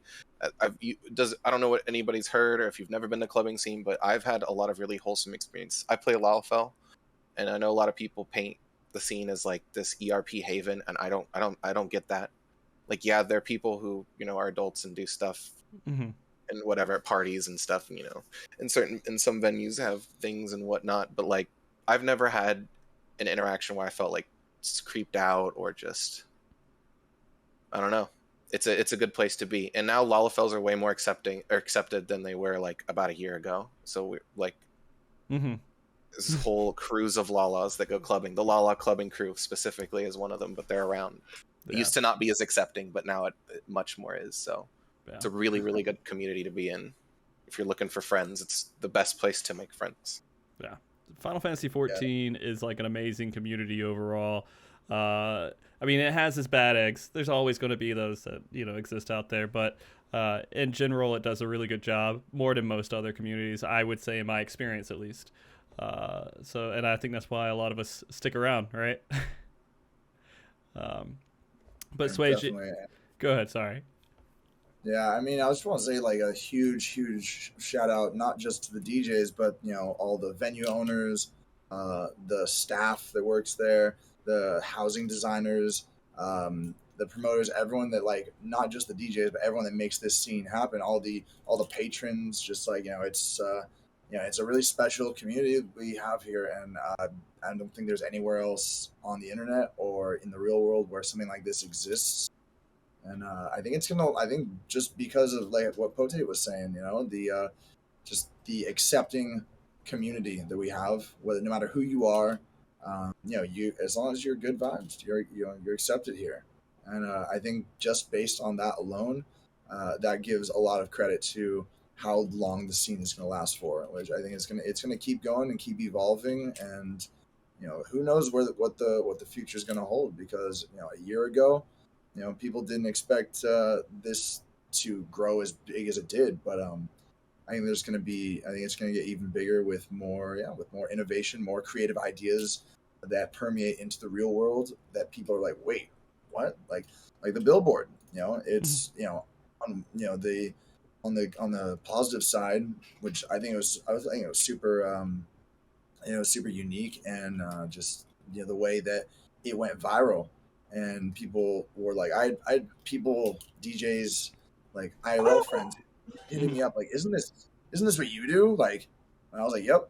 And my IRL manager, she's like, she saw the billboard, she's like, are you playing this show? Like, isn't this Final Fantasy? I'm like, oh my god. Like, and it's crazy to see like people who like participate in the IRL scene, and then they see this, like, wow, there's a whole community based around, it's a whole virtual nightlife scene. And I think there's just so many directions to take it. It's going to take more innovative thinking and more outside the box ideas that are going to keep pushing and pushing the scene forward. So yeah, I'm looking forward to the future with my dear friend DJ Potate, DJ Yams, and Frosty, of course.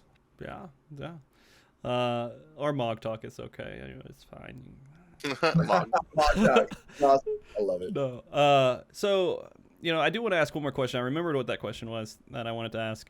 Because there could be people who are actually interested in getting into the scene and being a DJ and everything else in Final Fantasy XIV. Now that you've kind of gone through this over the last year or so, do you have any kind of advice to give out to people who might want to get into it?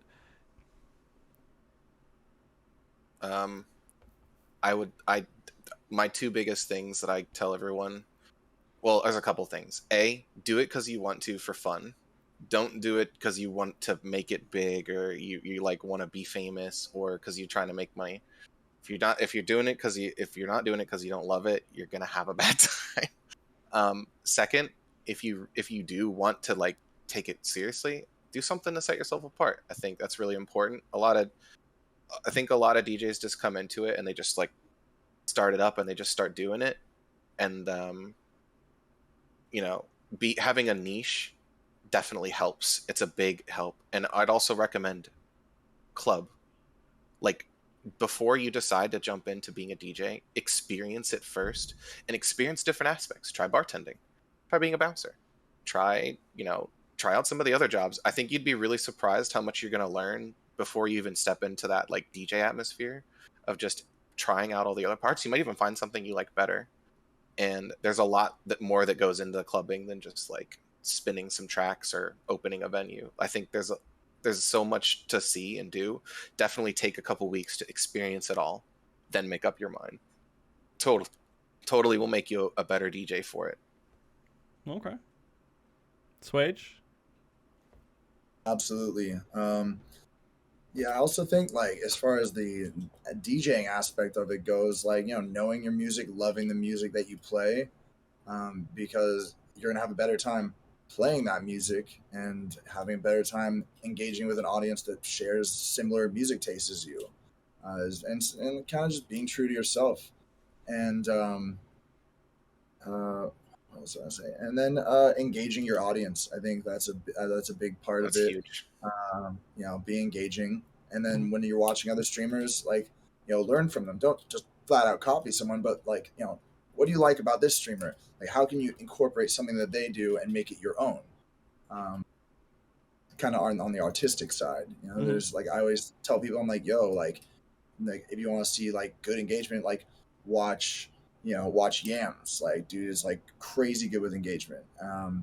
Or like, with building like a community and who's like being accepting and stuff, check out Potate, check out Ali, check out, Razor Wires, check out, Crossover. And there's so many different styles. Like, Crossover does tons of like hard style, DJ Kitten, she does like tons of dubstep. I'm a little bit all over the place. I'd say mostly drum and bass, but that's what I love. And, I love when people get super into the music because I'm really feeling it. And I always tell people, like, get into it, like, feel that fucking music, feel the set, because that's how people know you're having a good time. And if you're creating a good time for yourself, it's a symbiotic relationship. And this is also true IRL. Like, if you're only having as much fun, or the audience is only having as much fun as you're having. So if you're having a good time, that energy feeds off into the audience, both IRL or on stream, because you can feel that in the chat. People are just going nuts, doing shots, having a good time. So I always try to get those points across to anyone who's considering getting into streaming, DJing in Final Fantasy XIV. Okay, yeah. There was one other question, and hopefully this is a quicker answer. I don't want to keep you guys too long over time. No, you're good, sorry, you're good. I don't. You guys don't have to rush or anything, but I just want to ask this because it's something I didn't understand before. Kind of understanding how like the licensing for music and everything else works with streaming and all that other stuff. But there's actually like it's not as horrible as maybe I thought it was in the past. People might be afraid to get into it because they're like, well, how does that legality side of it work and everything else? Could you kind of explain that and how that works with Twitch? I mean, like, I'm not entirely sure, to be honest. Like, if you really want to get into details, like, where's the legality of it where people are going to see a DJ play IRL, but they're also playing other people's tracks. So why? But they're paying for the performance. What is different about Twitch? We're playing music. Music is, some of it's not, copyrighted. I have original music. But I play a lot of, music of other people. So, they'll mute the VODs sometimes, which is like, I guess, okay. But I mean, I don't know. I think it's just more of a you're watching a performance versus just listening to a playlist. That's why I always want to try to get my, that's kind of my vibe. I try to introduce this performance aspect of it as if I was playing, an IRL show. I try to bring that energy, whether it's IRL or in game. Yeah, I would say some of our stuff falls under, depending on how much we're doing and what we're doing with the songs. Some of it can fall under Creative Commons of us just like remixing things to the point where it's original content now. But I actually emailed Twitch, or not Twitch. I actually emailed there's a company called they have the handle licensing. It's called ASCAP Performance License, and it's venues as technically they're the ones who's supposed to have the license. And the email that I was sent back, because I asked about legal, I was like, hey, I just want to check and make sure everything I'm doing is kosher. And I emailed Twitch, and Twitch said they don't handle that. They said to email you guys. So what's up? And they were like, oh yeah, Twitch owns a license for live performances, so you're good. Yeah. So that's why they mute the VODs, because the license doesn't cover recorded music. So when they catch something, or their automatic system is like, this could be this could be copyrighted, it just mutes it, and then you're safe because then nobody can hear it in your VOD. But live performance, you're pretty much like, or at least from what I was told in my email, for live performances and music on Twitch, they are covered. That's good. But it doesn't cover recordings. That's the only thing. So you can still get got for a VOD potentially, but I mean, in my opinion, I pay a lot for my music, and I know Swage pays probably a lot for his music, and some of those services offer licensing when you pay like subscriptions and stuff and pay for their music. And if for any reason somebody would like strikes your channel, then you just take your VODs off, I guess, But I haven't seen any issues with other DJs getting copyright strikes or getting in trouble. Like any VODs that they have up, the sections that could be stricken are muted, and anything that's original is unmuted. And I mean, I don't know, some of your stuff might even be muted, Swage. I don't know if your stuff's copyrighted or not, or if it detects it as that. I've had issues with like SoundCloud where like I re-uploaded Hectic just to like send it to someone, and then they're like, this is copyright infringed. I'm like, this is my fucking song. Like, yeah. Like, what? But yeah, with Twitch, I mean, I don't know. Like, if I think, like, again, there's a performance aspect into it. And if you're going to go after people on Twitch, you'd have to, by the same standard, you'd have to go after people who are playing festivals, because it's a performance aspect. So, okay, that makes sense. I'm not super focused on that. No, that's fine. It's fine. It's kind of it's a weird question. It's something I was thinking about before, because I know Disney did some weird stuff a long time ago, but I think that got squashed and figured out in some way. I think Potate, you would be right in that scenario where the live performance perfectly fine, doesn't matter. It's just those VODs. And so the two ways that people can handle it right is like doing something with your audio that makes it to where it doesn't hit the VOD. Yeah.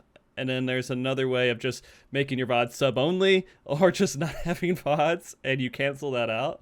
But it should be fine, at least with the live performance side of that. Again, we are not lawyers, legal experts, just advising as experience with the experience that we have so far. But that's all being said, I won't keep you guys too much longer here. We can go ahead and start wrapping up. But this is probably a good spot to, I know Swage, you did some shout outs, but if there's any other shout outs you want to do, and tell people kind of where they can find you and everything. Yeah, big shout out to Razor Wires for getting me started in this scene. Dude is the man. Love that cat. Definitely check him out. He would be a great interview to do as well, because he would have a very unique take on this scene, kind of being one of the founders, one of the who kind of got everything really kicked off. I know there was other DJs, but like he really took it to the next level. So I would always recommend him. But yeah, you can follow me at twitter.com/swagesound, twitch.tv/swagesound, SoundCloud. I got a bunch of remixes, Spotify. I got a bunch of music on there. Feel free to check those out. I'll be live tonight. I have 4 sets tonight, I believe. And then, just a massive thank you to the whole community that has, allowed me to do what I love and support my family doing it. And, and Frosty, MogTalk, thank you for having me, and Potate and Yams tonight. This has been mad fun. Always love talking about this scene and just how special it is to me and to the people that are, involved in this community. And I really appreciate it. Make sure y'all following the MogTalk as well. Yeah, guys, the social links are there in chat too. You can just go ahead and click on it. If you're watching this on YouTube, they'll be in the description that you can go down and click on and follow Swage, and wherever you can find him. You could probably Google Swage Sound, and I bet you could find a lot of stuff that will link directly to him. But Potate, you want to go? Yeah, I shout out to all my admins in the chat right now who are making sure I'm not being an idiot and saying stupid things. I really appreciate you guys. Shout out to I love the admin team. I wouldn't exist without my admin team. Y'all have saved me multiple times. Also, shout out to Yams for being here earlier and chit chatting with us. What me. And I also want to say shout out to 2 really good friends. One, me and Swage are playing at a show together tonight later at one of them's place. It's Amelia. Amelia, I would consider her a pretty big pillar of this community right now, and she's absolutely. Shout out to Amelia. Shout out to Amelia. She's hosting there's a big, it's not just her, there's a couple venues. It's like her and Rain and Cosmos, and they're all coming together, and it's a big event that they're having. It's really cool. Yams are all playing tonight there, right? Yep, we are playing. There it is. So I think I'm actually last, so I play pretty late, but we're all playing there. It's going to be a good time.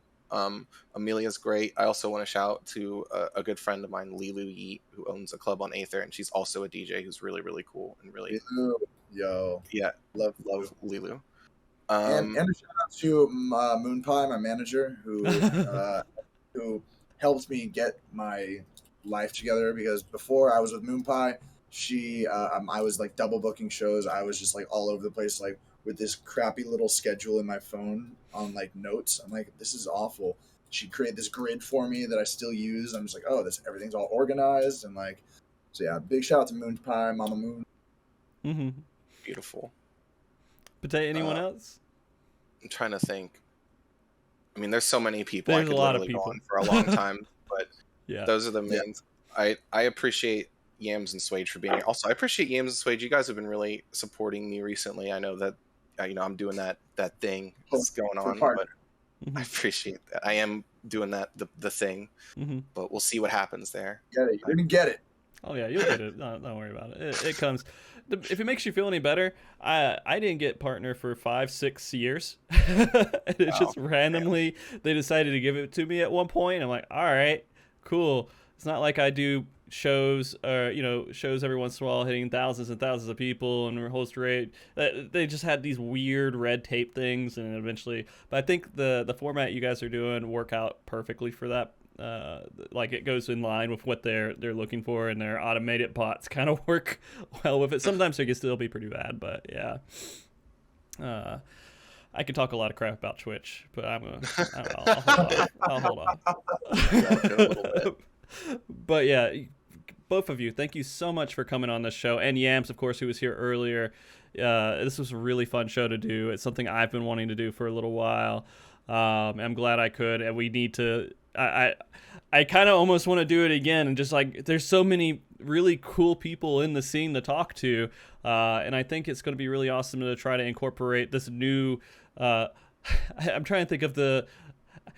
I don't want to use the word asset, but it feels horrible to say that. But this new way of like amping up production to Final Fantasy XIV events, right? It's throwing in a DJ to it. And I think that people should take advantage of that. If you're running events or you're doing anything else, like LunarCon was a great example, I suppose, in that scenario too.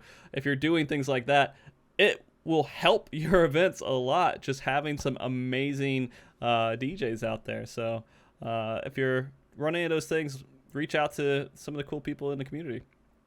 Pawn Rocket in your chat. Shout out to them, by the way. That's another Lalafell DJ right there. What's up, Pawn? Nice.